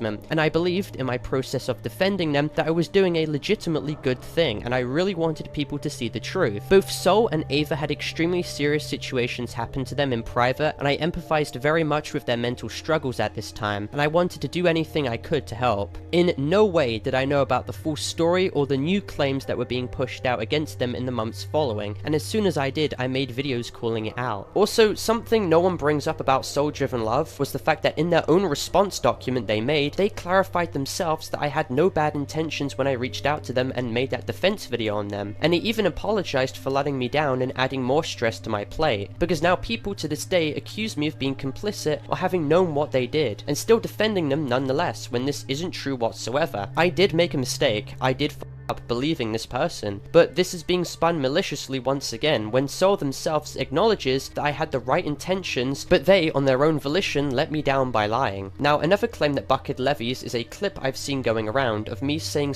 that I can claim to my friend in a Discord call back in 2023, which he paints as a mental breakdown that I had, of course with no context provided. First of all, this is not a breakdown I had, and I do not know why this is being used to etch the argument that I shouldn't have a platform, when this was a joke I made in call with my mutual Maple, aka Ashlyn, who I'm still friends with on Discord to this day. By listening to the clip too, you can literally hear them laughing in the background as well as my voice breaking because I was finding humor in the situation. Ever say that about me. I literally, all the noise which I had to deal with was... It is very obviously a joke, which was then recorded by a user named Vintage and sent to his friends, where it eventually was spread. Of course, Vintage knew that this was a joke, however, when it was spread to enough people, it then started getting twisted. When I brought this up to BuckID as well, he simply states, it sounded like you were having a mental breakdown, while also following up with the fact that he had seen this clip originally with no context to begin with, so he simply based this entire claim in this video on his own subjective opinion, and he follows up with doubling down by stating it made my character look worse regardless. Why? Because I said I can claim to my friend, to which they state was a joke and remain unaffected by, to whom was genuinely affected by this video, and to what extent were these words genuinely malicious? Because they weren't. There was no malicious intent behind what I stated in that video. I mean, you were even told that this was a joke video, and you couldn't even do f***ing surface level clarification in your own comment section and correct the misinformation that you spread and levied. He still to this day keeps this clip in the video and does not in fact cut it out, and even on his own community post, he once again lies and claims that there were racist sitting here when no, there wasn't. He's completely made that up. Also, despite me making it clear that I wanted to engage in a mature conversation, he left only minutes later stating talking to me only makes him lose his precious time. Now, I do also find it odd on why he would record the calls he had with Gwamgo and attempt on numerous occasions to include him in this video. Such as what Gwamgo covered in his video, just to being backed up by Gwamgo on Twitter and having a one-on-one call with him. I've done it all. I showed all of this to Gwamgo, and this is also where Gwamgo jumps in to back me on this. It was garnered enough attention for it to be seen by Gwamgo, who I already knew this because I got it from verified chat logs, but Gwamgo helped me prove this to the public at the time. Despite the fact that Gwamgo apparently gave absolutely no consent to be recorded, let alone even included in this video. And this is not the only time he's done something like this. Initially, when he was responding to the Homotopia stuff in 2023, he only posted a highlight clip of his stream on his second channel, which had 2,000 subscribers at the time, marked it as a response and called it a day. Not to mention, the clip was only like 5 minutes long, and that's because he completely glossed over everything and even lied in some instances. For more information on that, you can check out this video by a certain someone who I apparently can't even say the name of, but I'll just put up the video on screen. I also find it interesting how BuckID attempts to cover my initial response to the Homotopia situation, which albeit was a poorly made video which was created over 2 years ago. However, I still find it worthy of criticism on how he promotes Gone Fishing's video on the situation, yet provides no sources of my well-structured response videos and document that followed. Now, when I confronted him about this in private, he claims that he was only highlighting this to cover how I initially poorly responded to the situation. That's fair, but it's also fair to criticize him for avoiding to address my public Google document in which I had created that proves comprehensively via archived chat logs that I was simply not active in the server. It's only fair that people have access to both sides of the situation, especially when covering serious topics such as what took place with Homotopia. Now, this all, however, absolutely does not take away or detract from the genuine criticisms levied by BuckID, being the absolutely unacceptable and disgusting comments I made when I was 17. This does not reflect the person I am today, and I cannot even remember the last time I made edgy comments like this for attention again. For further clarification, there is no excuse whatsoever, and there should be none, for saying something like this. So yes, I do absolutely apologize once again for what I stated back in 2022. Now, as for the theory comments between me and Dupe, I will address this more in detail later, but these comments are absolutely not acceptable either, and are not indicative of my political opinions now whatsoever. Furthermore, the joke comments aged absolutely horribly as well. I do not deny that. I had a pattern of behavior where I would just make these comments in the moment as some crude joke and for attention, and I wouldn't take into consideration the consequences of making them later on down the line. Well, yes, the comments again aren't indicative of anything. That certainly doesn't make them look great in any context regardless, and for that, once again, I absolutely do apologize. I had a responsibility as a content creator as I covered topics pertaining to these situations, and I should have done better, and I didn't. I also want to make this distinct clarification too. BuckID attempts to claim that I was complicit in Dupe having an action to Jennifer. For this claim, he levies 2 screenshots, with the context being charged messages that Dupe made in reference to me. Now, I want to make this explicitly clear. In these chat logs, while I thought that the wording was odd, nothing gave me the impression that he was actually referring to animalistic content. I only believed he was using these words in reference to me and me alone. Furthermore, these terms in that context were never used again, and I had made it clear to Dupe in DMs beforehand that I was disgusted and didn't like that content regardless. You can see it in this screenshot. I never directly played into that type of artwork whatsoever. Additionally, in other dynamics I had, specifically with Wolfgang, I had made it clear that I found his legitimate interest in to be completely reprehensible and disgusting. The difference I perceived with Wolfgang and Dupe was that Dupe made offhand remarks, and playing devil's advocate, that doesn't unilaterally mean he was actually interested in this content. Wolfgang, however, was absolutely interested, and this was made abundantly clear to me numerous times, to which I made it clear in response that I was diametrically opposed to this content.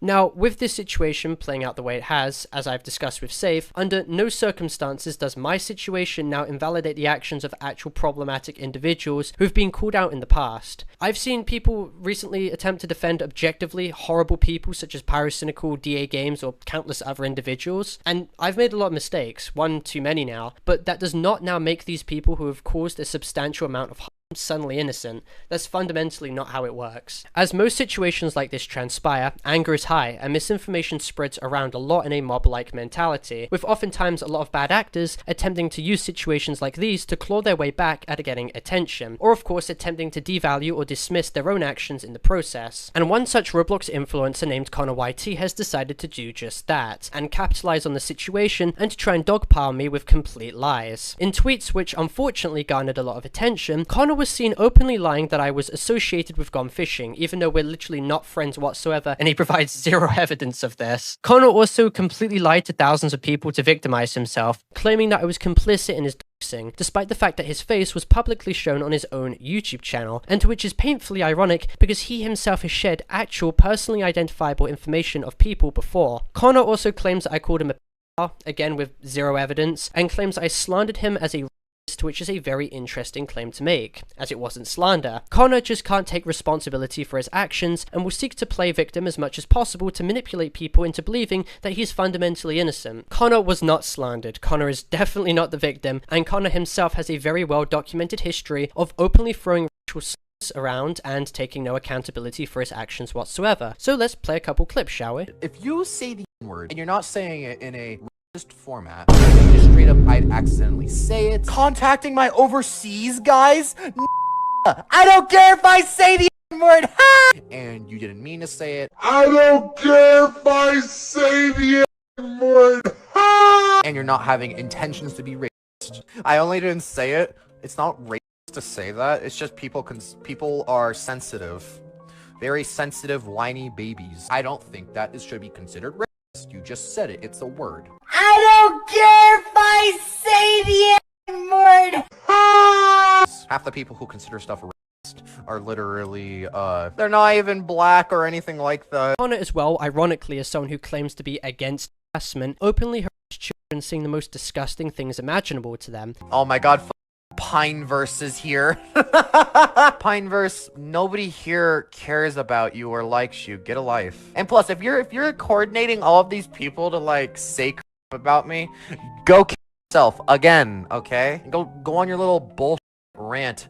Oh, I'm a victim. Oh, nobody cares. And it is more than clear that he used the situation not to spread the truth, but to deflect away from what he himself did. He's a disgusting person and a malignant narcissistic liar, and ever since I made my video calling his egregious actions out, 2.5 years later, he can still be seen continuing to tweet about me and me in the process. I mean, this is a concerning obsession. This guy has not left me alone. The actions I have done, which are worthy of criticism, do not now magically absolve Connor of what he himself did, and people like this shouldn't be given the opportunity to deflect the topic away from their own actions, and they certainly should not be allowed to reintegrate back into a community where they can cause more again. Connor was even seen defending people like Captain Steve, who was 21 years old when he flirted with a 16-year-old on his main platform. Captain Steve knew that this was fundamentally wrong, and Connor even knew of this situation, yet as of recently he attempted to victimize him and his actions. Like, what are you doing? Now, I really wasn't planning on even giving more attention to Connor and his free videos he made about me completely milking the situation for every penny he could, but the irony and hypocrisy is just so palpable that I had to. Good God, you do not want to question him at all, because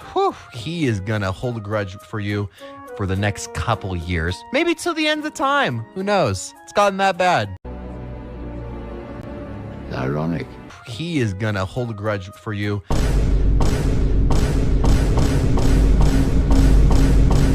for the next couple years. Maybe till the end of the time. Couple years.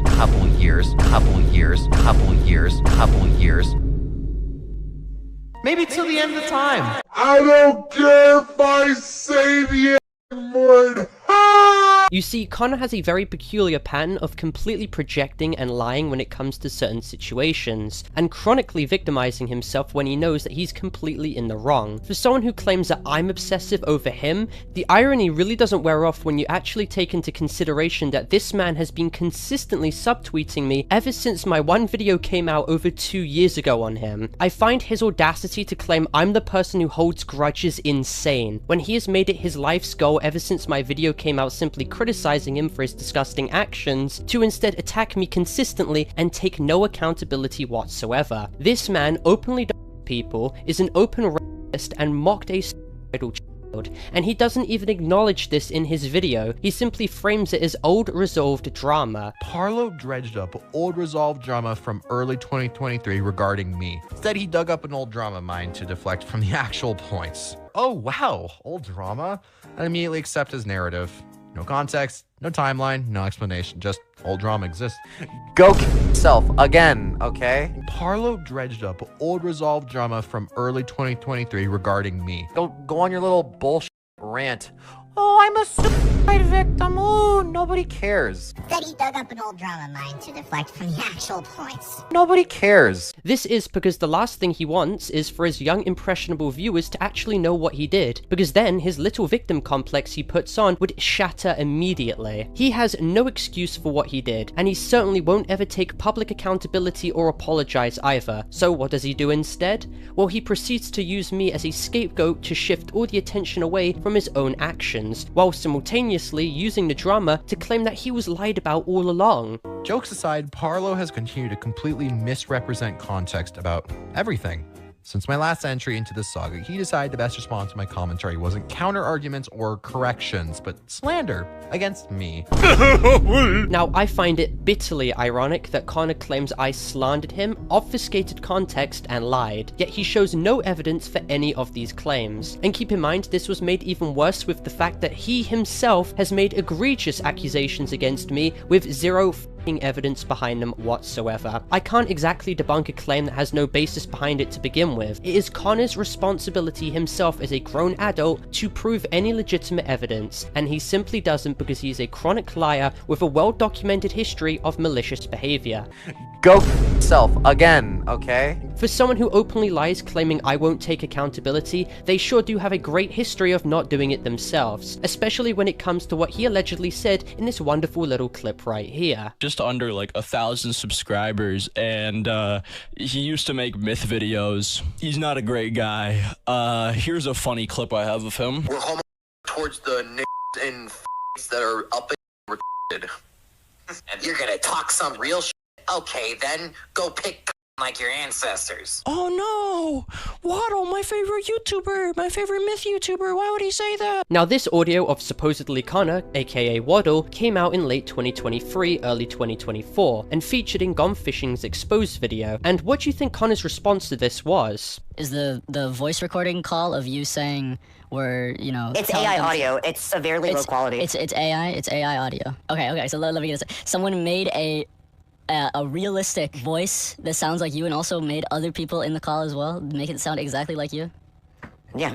Well, he simply dodged accountability, refused to accept fault, and claimed that it was simply just AI. Where was his evidence, you may ask? Well, in classic fashion, he had no counter-evidence. He just claims it was fake in hopes that he can weasel his way out of the situation, and in hopes that no one would further question him on it. AI wasn't even sophisticated enough to replicate his voice and his pitch back 2 years ago, so I really don't know where he drudged this excuse from. This, of course, is followed with Connor, in his exposed video on me, once again making more excuses for his disgusting behavior in the past. Anything I said or did in March of 2023 happened during one of the worst mental periods of my life. And I don't mean mild stress, I mean constant demands, and non-stop harassment after calling someone out justifiably. It was 24/7.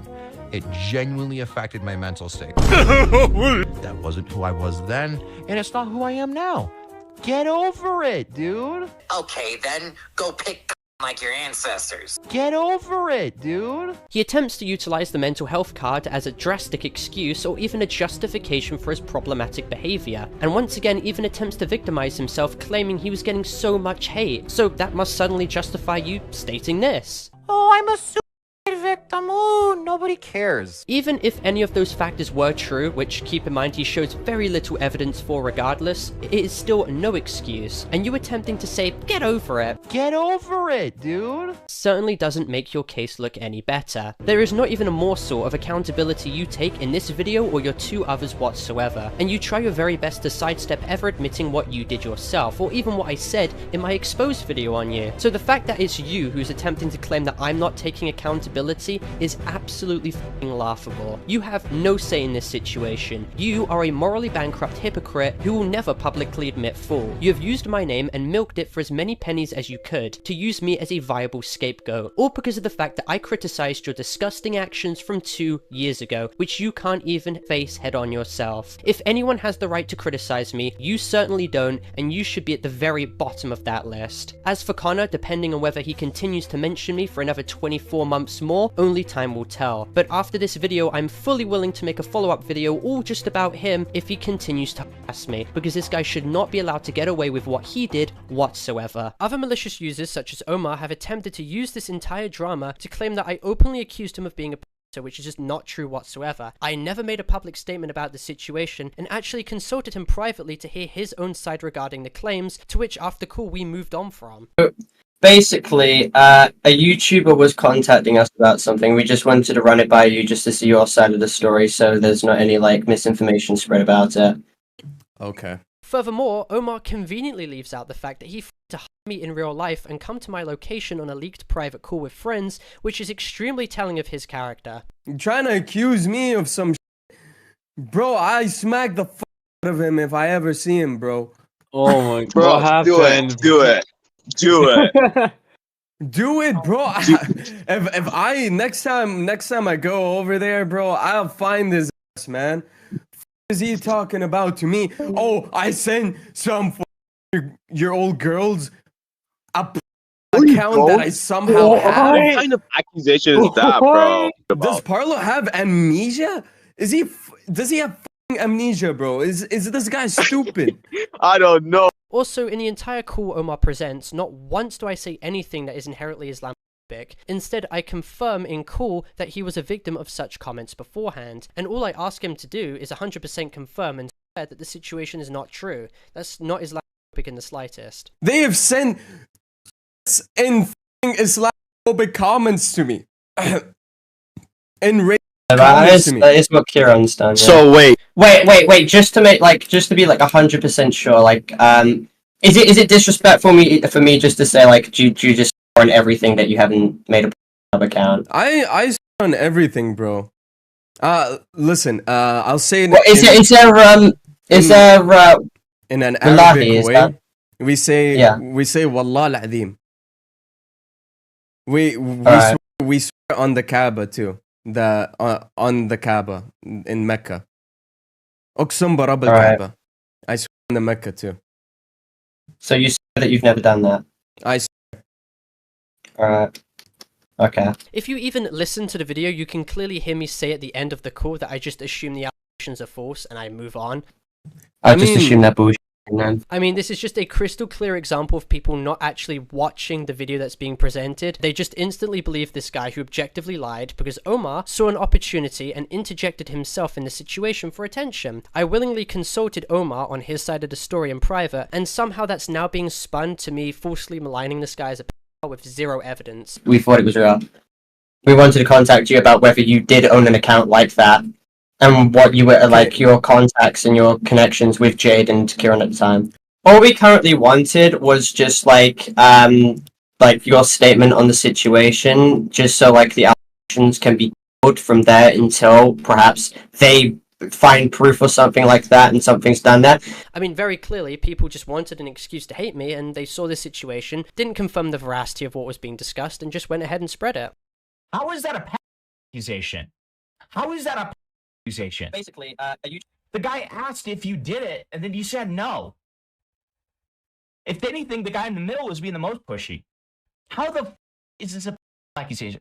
These people waste my time. I hate them. Now, Nyvalk also attempted to use this entire situation to completely lie and victimize himself in the most malicious way possible. Nyvalk knew exactly what he was doing with his title, where he states, "What Parlo did to me, I was 13." He did this intentionally to spin me as a pedophile to his impressionable viewers, and this isn't the first time he has completely defamed me. As we mentioned before, he made a video attempting to spin me as a by maliciously twisting what I had stated in the Dupe situation. He then took down his video after acknowledging that he completely lied, but yet offered zero public retraction nor recanting of this claim. Parlo is absolutely cooked. A few days ago, Gwamgo dropped a video fully exposing him for some insane stuff. But that's not what I want to talk about today. A few months ago, Parlo attempted to drive me to myself with many tactics, and I will be finally speaking up, because it seems like it's safe to know. What I find absolutely disgusting in this video is that he attempts to latch onto the situation and drama to benefit himself in the most opportunistic way possible. He openly claims that I tried to push him to with absolutely no proof whatsoever, and he only did this to completely degrade my already faltering reputation at the time. He made the most insane and malicious claim imaginable, knowing that his young viewers would actually believe this. He knew that since my reputation was in a freefall, he had the ability to deflect the topic away from what he did himself and could shift all blame onto me by playing victim and lying to his audience. He knew that he could lie as much as he wanted because I did not have the ability to defend myself whatsoever at the time, but now I do. He even had the audacity to state that people owed him an apology when they absolutely don't. You yourself, Nyvalk, made an apology to everyone because you knew that you openly lied about so many people. However, it is clear looking back that you weren't apologetic in the slightest. You only made this video as damage control. My comments have been flooded with support because people realize me and a few of my friends were fighting for the truth. Fighting for the truth. Fighting for the truth. No, you were not fighting for the truth, Nyvalk. You openly lied, conceded, and backtracked when you were called out. You have made this entire ordeal effectively about yourself, so you can take credit for something you didn't do. This drama had nothing to do with you whatsoever, and you just simply wanted to include yourself in this so you could play victim for attention, and so you, of course, could capitalize on this with as many views as possible. Regardless, how did Parlo try to make me myself? Well, it started on July 19, 2025, when Parlo released a video on me attempting to defame me, which he did very well. Now, what I find even more outrageous is the fact that he claims I slandered him in my video, yet shows no evidence for this whatsoever, and even put in text that I admitted that this video was made for harassment and fake. This is absolutely not true, and I have no idea where he pulled this lie from. It's even more telling that he provides zero screenshot evidence of me ever admitting this either. He basically just makes the most egregious shit up, and it's just like a trust me bro kind of situation. This video alone caused me to get an unbelievable amount of harassment. People like this terrible person attacked me on my apology video. Now, Nyvalk claims that he was harassed, yeah, he wasn't. If you actually look at the comments, he was openly being criticized for what he did. I find it very interesting and very telling that he views all criticism against him as a personal attack on his character, because it evidently shows that he cannot and will not take responsibility for what he did wrong. I made this video because I was scared of Parlo and his fans me, so I attempted to end the drama early. This led to my mental health deteriorating every day. The fact that Nyvalk frames the narrative as if he only made the apology to not be doxxed is extremely disingenuous. He made that video because he knew he couldn't defend his past actions of openly spreading misinformation, defending horrible people, and slandering people. Yet unfortunately, because at the time of him making this video I was so hated, he was just simply allowed to lie completely impeded and no one called him out for it. He even attempts to pull the mental health card again so that people would eat up his drastic attempt at sympathy baiting. I mean, it's completely repulsive. And even worse, one of Parlo's friends tried to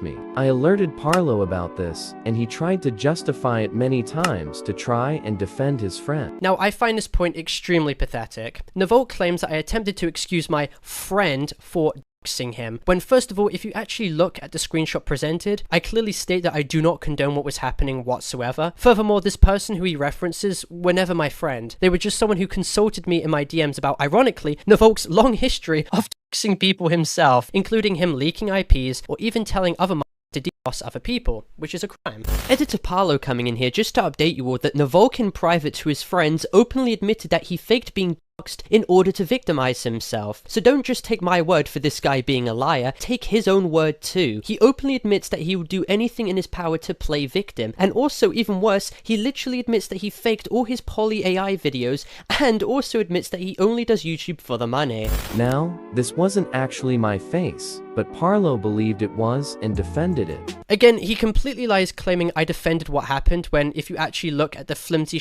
evidence he provides, I clearly stated I don't condone what transpired and simply just called him out on his hypocrisy. He literally provides no other screenshots whatsoever. Parlo's objective at this point was to make my mental health so bad that I would quit YouTube. He saw me getting doxxed, me getting harassed, and he decided to double down. Again, this is yet another lie with zero evidence. Again, Nyvalk is reframing the situation to sympathy bait once again to his audience in hopes that he could neutralize his culpability in the situation. He made a defamatory community post about my friend doxing him, which is really ironic. Now, this is another large Freudian slip. Nyvalk for some reason brings up a community post I had made about him and who he claims to be his friend. About my friend doxing him. In which his friend openly doxed me. Nyvalk shows no evidence whatsoever debunking this, so I have no idea why he brought this up in the first place. However, at least he admitted that the person who did dox me was in fact his friend. And he even admitted he made these posts as hit pieces. So what is a hit piece? Well, a hit piece is something that is made to purposely defame somebody and direct towards them. Now, Nyvalk attempts to utilize word semantics to somehow invalidate my video on him by claiming that since I misworded the video as a hit piece, suddenly he's alleviated of all his immoral actions he did himself, which is not how it works. My points against him were still absolutely valid. He also harassed me on Discord. Parlo compared me to Epstein on a lot of occasions. Here's an example. Mind you, I was a 30-year-old during this time. Then he also attempts to complain about the Epstein meme I made in my announcements, which was sure in bad faith, but Nyvalk does a good job sidestepping the context of this. This was all in reference to how Nyvalk openly platformed someone who had posted illicit content. Nyvalk literally victimized and platformed an objectively disgusting person and is of course attempting to rewrite history by playing victim once again and omitting context, because that's all he can do. He can't take responsibility, he barely ever takes accountability, he genuinely thinks that he's made no errors and will seek to shift the blame all the time. But Parlo did not stop linking me to stuff at that. It got a lot worse. Parlo would add me to group chats with almost all of his friends, and they would harass me and say disgusting things to me. Parlo named one of these group chats this, which is not only unprofessional and untrue, but it's also repulsive. He then outrageously conflates this Trump Epstein joke into me linking him to actual things. I mean, very clearly he's once again trying to be incredibly deceptive by desperately attempting to insinuate to his audience that I'm some kind of predator.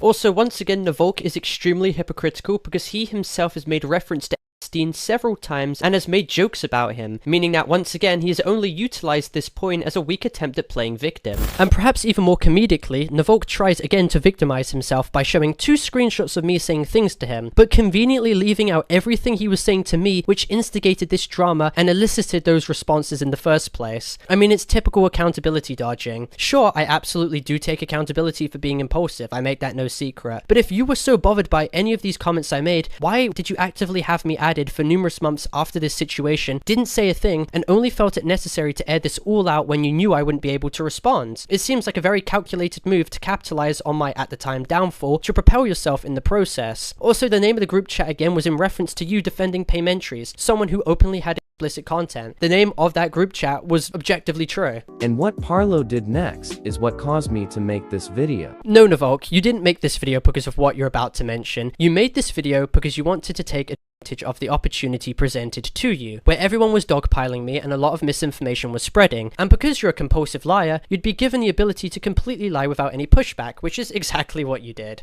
Parlo decided to call a 3-year-old this. Parlo is 20 years old, by the way. Now, when he said this to me, it was honestly extremely mentally stupid, because I would never do such a thing to somebody. But Parlo probably would. This guy is a freak. Anyways, before I end the video, make sure to like and Nyvalk then, again, attempts to over-exaggerate the situation, claiming that he was mentally scared, and plays it up to his audience by using the victim card again. This comment I made, while yes, was emotionally charged and impulsive, was actually in reference to of Nyvalk making comments to Winter X Laven in a Discord group chat at the age of 13. And while he was saying these comments, which were absolutely disgusting, he allegedly knew that there was a 9-year-old being present and watching this all transpire. Now, Nyvalk's response to this, in his horrible video on Gwamgo, was relying on testimony from his friends. He neatly dodges actually showing the full context behind why he claimed that there were present in these group chats, which is certainly interesting, and is instead relying on his own buddies to simply just vouch for his innocence. No substantial evidence, no full chat logs, just the word from a chronic liar who has been proven to have manipulated narratives before, and it is even more interesting how he orders this mere person he is pushing a response from to stop deleting her messages. Also, judging by what Nyvalk said in this screenshot, he stated these, implying that he was addressing numerous individuals who were apparently sold, not just a single person. Also, following this situation, another reason for why I made this comment against Nyvalk was his ardent actions of defending paymentries for an extensive period of time, and openly lying to benefit them and claiming that they never posted content when they very much did. It's interesting that Nyvalk again doesn't explain the context for why I said this, and even more telling, attempts to slander me right after by claiming that I'm probably a sex offender myself. Great job using ad hominems there, buddy. But Parlo probably would. This guy is a freak. This is painfully ironic as well, because if you truly believe this, why did you casually engage with me in private Discord messages and even had me added for weeks following this situation if you truly thought that? I'll answer it for you, Nyvalk. It's because you're a malicious, habitual liar who defames people like Gwamgo and even Steak when it best suits you. You twist situations maliciously. You yourself have done morally reprehensible things, and instead of ever openly admitting that you're wrong, you deflect and you always deny responsibility. It's stunning to see how many people actually believe Nyvalk after his long history of lies and manipulation, and the fact he even follows up with a video attempting to clickbait my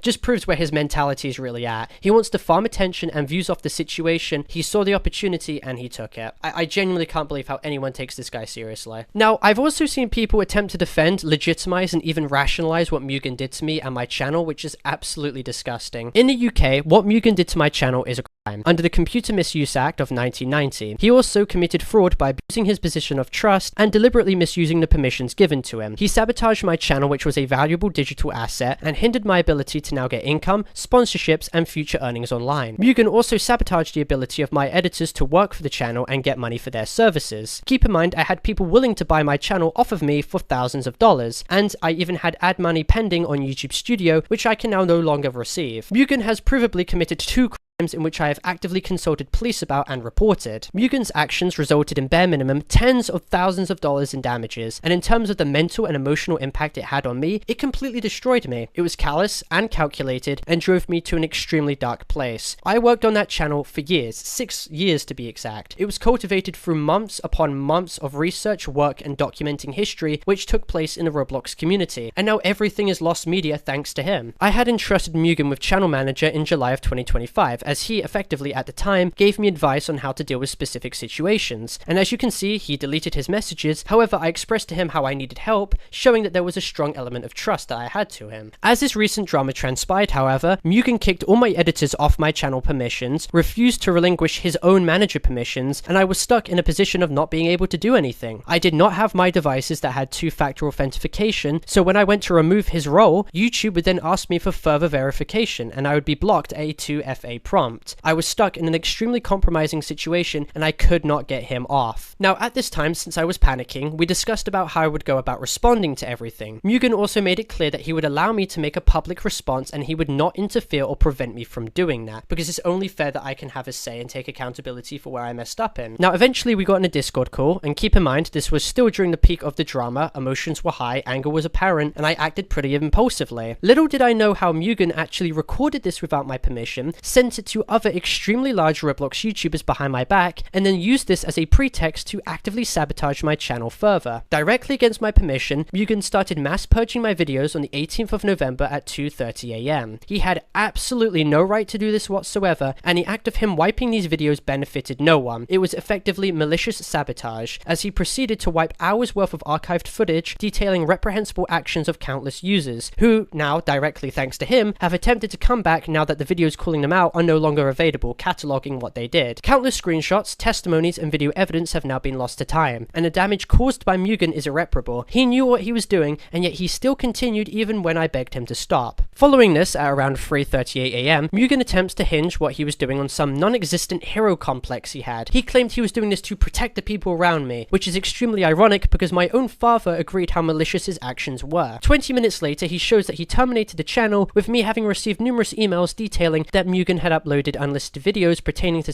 content, to which he and others had mass reported to get everything taken down once I received the third strike, effectively destroying my source of revenue permanently, obliterating the platform that I had, and now preventing me from responding and taking accountability, putting me in a horrific situation. Mugen was not doing this for my mental health. I have no idea how causing tens of thousands of dollars in damages would fix anyone's mental health. In fact, it made mine and would make anyone else's significantly worse. He only did this because the platform I accommodated was too large, and that actively threatened him and his associates. They wanted to excuse what they did in the most manipulative way possible. They didn't do it for the greater good, they did it to benefit themselves. Now that I'm out the picture, it's much easier for them to prosper. Now when I was gone and out of the picture, they could then control the narrative and actively suppress me with total impunity. If Mugen actually cared about my mental health, then why was he consistently making posts harassing me in Gwamgo's server and even violating my privacy by posting my face, especially when he knew people actively hated me at this time, potentially putting me in danger and at risk. The fact that this behavior is excused at all is absolutely insane. Anyone who sees this situation from even just a neutral perspective can clearly see what this was. It was a malicious hit job. Mugen and his associates knew that children would buy this "I did it for his mental health" story and would just accept that as a fact. It's even more vile when taking into consideration that I was working on a response taking accountability for everything. Mugen even knew this and prevented my ability from doing this, making it look like I was running from my problems instead of addressing them. Moving forward, I know what I need to do to deal with this situation and have taken applicable actions behind the scenes to deal with this. That is all I'm going to say at this time. The more Mugen privately colludes or publicly engages or references me, the worse it's going to look for him on paper.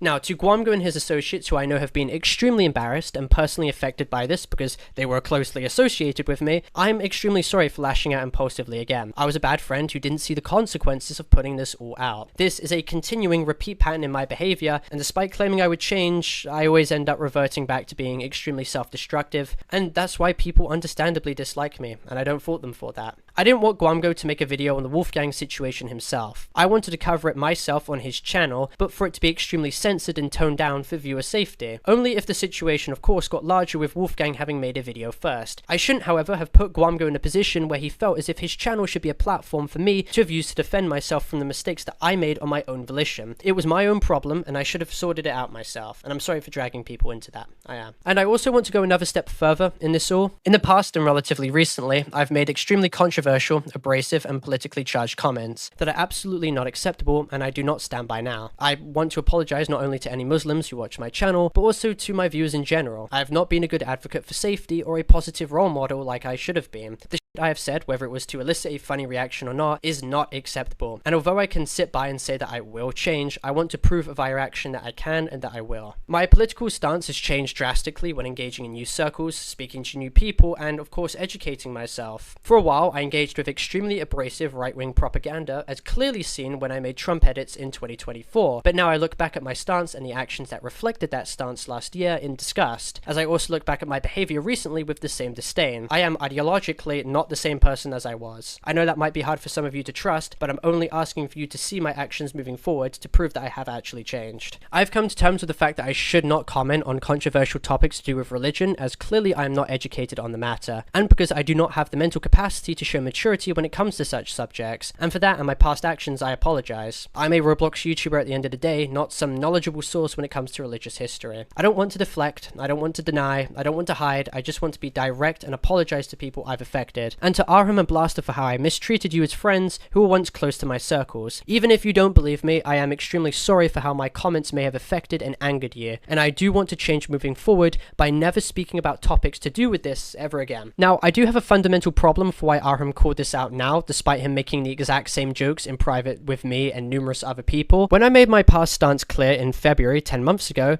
Arham was seen responding that he respects other people's opinions and acknowledged my problems in a mature manner. I simply laid out my grievances in which I had, following up with stating that I hold no resentment towards any religion whatsoever. My criticism at the time had no relation to the ideology itself. I do understand, however, regardless of if I made jokes or shared such opinions like I did openly, it is not acceptable, but it does bring Arham's intentions into direct question on why he didn't say anything about this while it happened, and only chose to speak out about it months later when the opportunity best arose for him. Now, I do admit, I engaged in needless combative discourse regarding this. It didn't serve a purpose, and it only caused unnecessary problems and divisions when I did discuss it. So moving forward, I'm absolutely not going to be doing this ever again. Now, when I referred to TanookiAlex's ex-girlfriend, I'm Cat, the way I did in the now infamous Discord stage, I did not intend to do that in a or bigoted way, although that is how it may have seemed to a lot of people at the time, because I was extremely aggressive in that call. The tone of my voice was again very combative, and I do apologize if it was interpreted that way. Looking back, I can absolutely understand if it sounded malicious, and it's embarrassing I even acted this way at all. It was extremely childish, immature behavior that only made my situation so much worse. The rationale, however, for why I stated this in call though, had a legitimate reason. I brought this up because I'm Cat had a very controversial past, which had to do with her against white people, to which she has not taken accountability for even still to this day. But again, I'd like to make it abundantly clear this was not a engineered insult. To Rinn, a friend I've known for a while, my response to you in mental crisis was self-centered, lacked empathy, and was extremely uncalled for. Despite the fact that I had my own issues to deal with in 2024, under no circumstances does that give me the right to have brushed off your situation, which was clearly putting you in distress. While I apologized to you in private, and we seem to be on good terms now, I still want to apologize to you in this video for how I acted then. Also, in respect to your current financial situation and the fact that you were kind enough as to give me money back in 2024, I want to focus on repaying you with money garnered from this video if the monetization gets sorted. And to Ducky as well, I'm extremely sorry for the way I treated you. Just like with the Rinn situation, I was extremely self-centered, I lacked a backbone, and I instigated behind the scenes at the very start of this all. I spread a personal claim that I heard, and despite it being unsubstantiated, it spread and it hurt you. While I had problems at the time for how you went about the Dupe situation and what I was being told by friends about you spreading that behind my back, I've had the time to look back and I can empathize with your position, as it was completely fucked up for me to have done, and I do apologize. For context, to viewers watching this too, me and Ducky have spoken in private about all of this, we've put our drama aside, and while I don't want to reveal personal matters on his behalf, I have been completely transparent, taken accountability, and hopefully we are on good terms now. I wish him the best moving forward.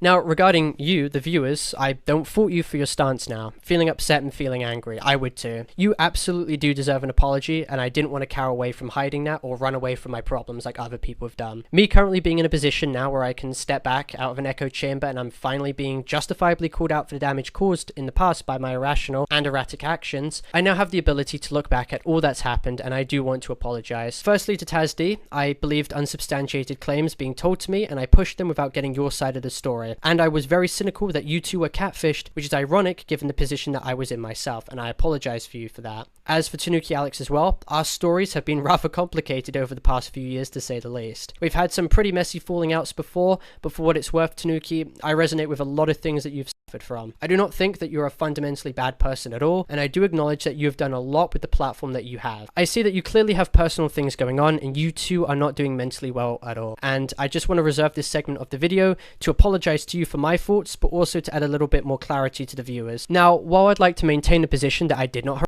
Tanuki, I did not make any videos on Tanuki, I did not defame her as a predator, and I did not make any false content claims against her, that does not excuse my immature conduct in which I exhibited, and for that I will absolutely apologize. She is not a homophobe, she is not a sexual harasser, despite the fact that I do have fundamental problems with some of the things that she said in private to me, but I don't hold any ill will against her currently. I'd also like to make it abundantly clear that I did not endorse anyone to ruin her life, and I want to make it clear that I do not support any hate or harassment towards her. However, I do have a problem with some of the things that she did in this situation. For example, TanookiAlex does signal boost people who have done objectively bad things without verifying the situation. She's seen openly liking a comment of Whispers, who is a known predator who posted a content on their old alias, XDGamer420. They are a literal criminal who has used this situation to spread misinformation and of course to benefit themselves. This Whispers person also currently runs the fake Parlo channel, which is impersonating as me, and I'm currently trying to take it down. I also do have a problem with TanookiAlex's support to Uina. I'd like to make it clear I've never accused Uina of having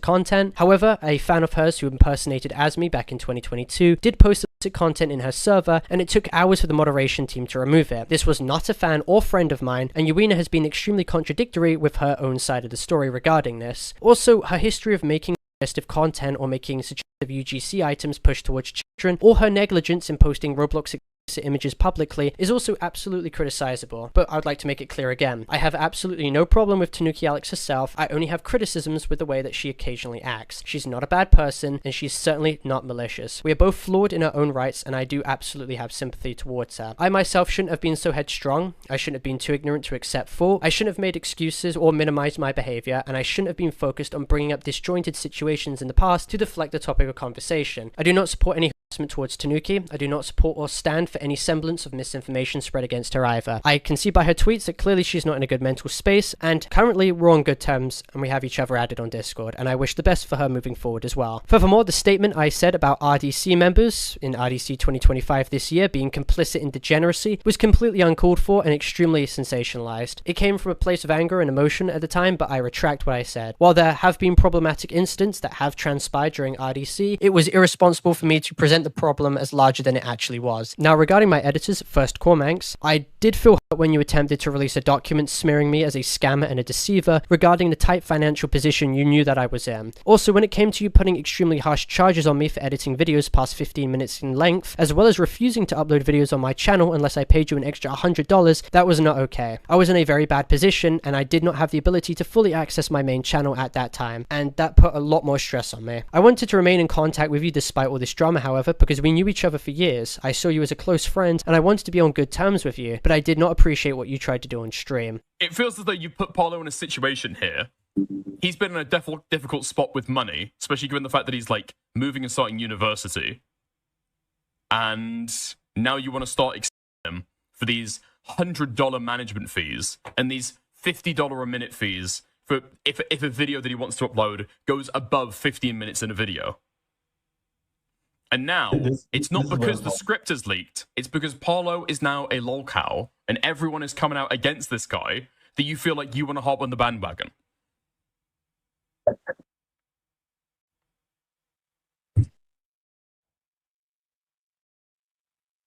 Right? I admit it.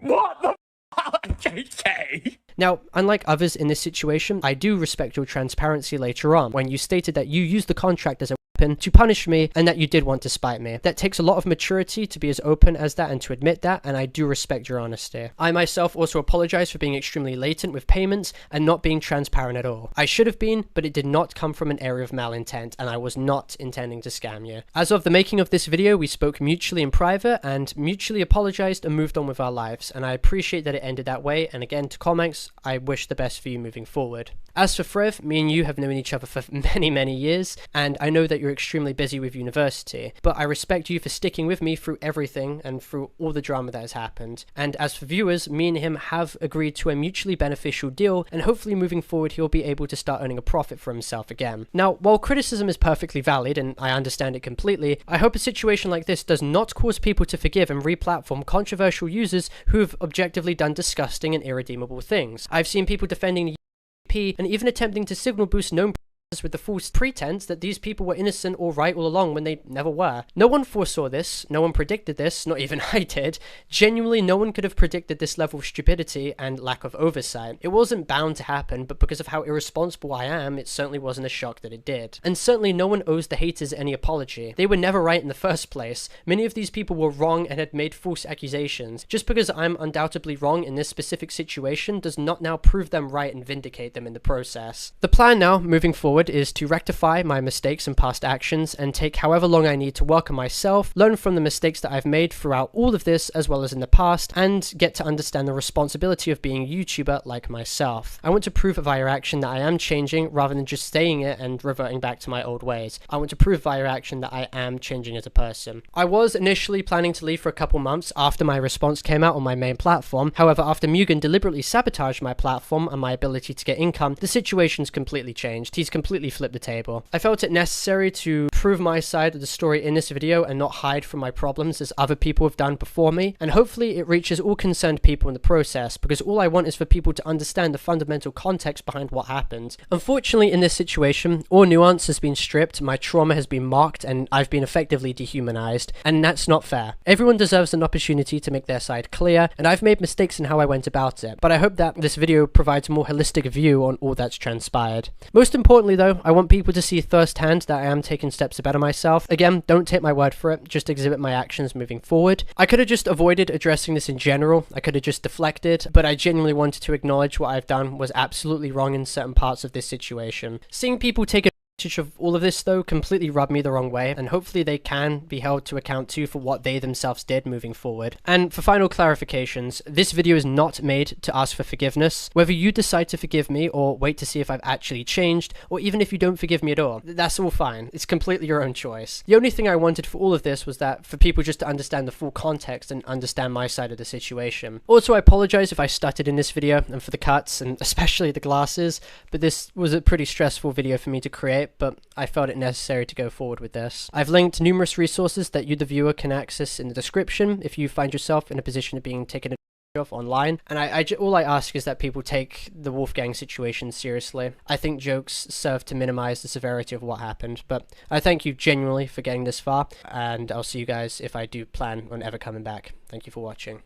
Before this video ends too, I'd like to make two final clarifications. First, after consulting with Himpleton, I've made it clear that I do not support any of the problematic behavior that a user named Artica has exhibited to Avalon. Just like with Internet Adjacent, I want to make it clear that the behavior is completely unacceptable. And two, I will be making a large video covering the defender situation and all the miscellaneous claims surrounding it. I have many screenshots as well as video recordings that prove my side of the story, and the video will take a while to make. I want to debunk a lot of misinformation being spread, as well as also taking accountability in parts where I've absolutely made mistakes in. I also want to make it clear that this video is not intended for cyberbullying, hate, or harassment. Do not contact or target anyone on my behalf. Any discussion should remain respectful and constructive. This video was made for educational and informative purposes only, in order to cover the entire situation that has transpired over the course of the past 2 months. This video acts as crucial commentary into my side of the situation, and for me to simply defend myself. In compliance with YouTube's child safety community guidelines as well, I must preface the fact that this video is intended for more mature audiences, as this video has been marked as not made for kids in YouTube Studio, and this video has all the mature information obfuscated so it can conform and adhere to the guidelines. The content in this video discusses serious and sensitive topics, including issues related to online safety and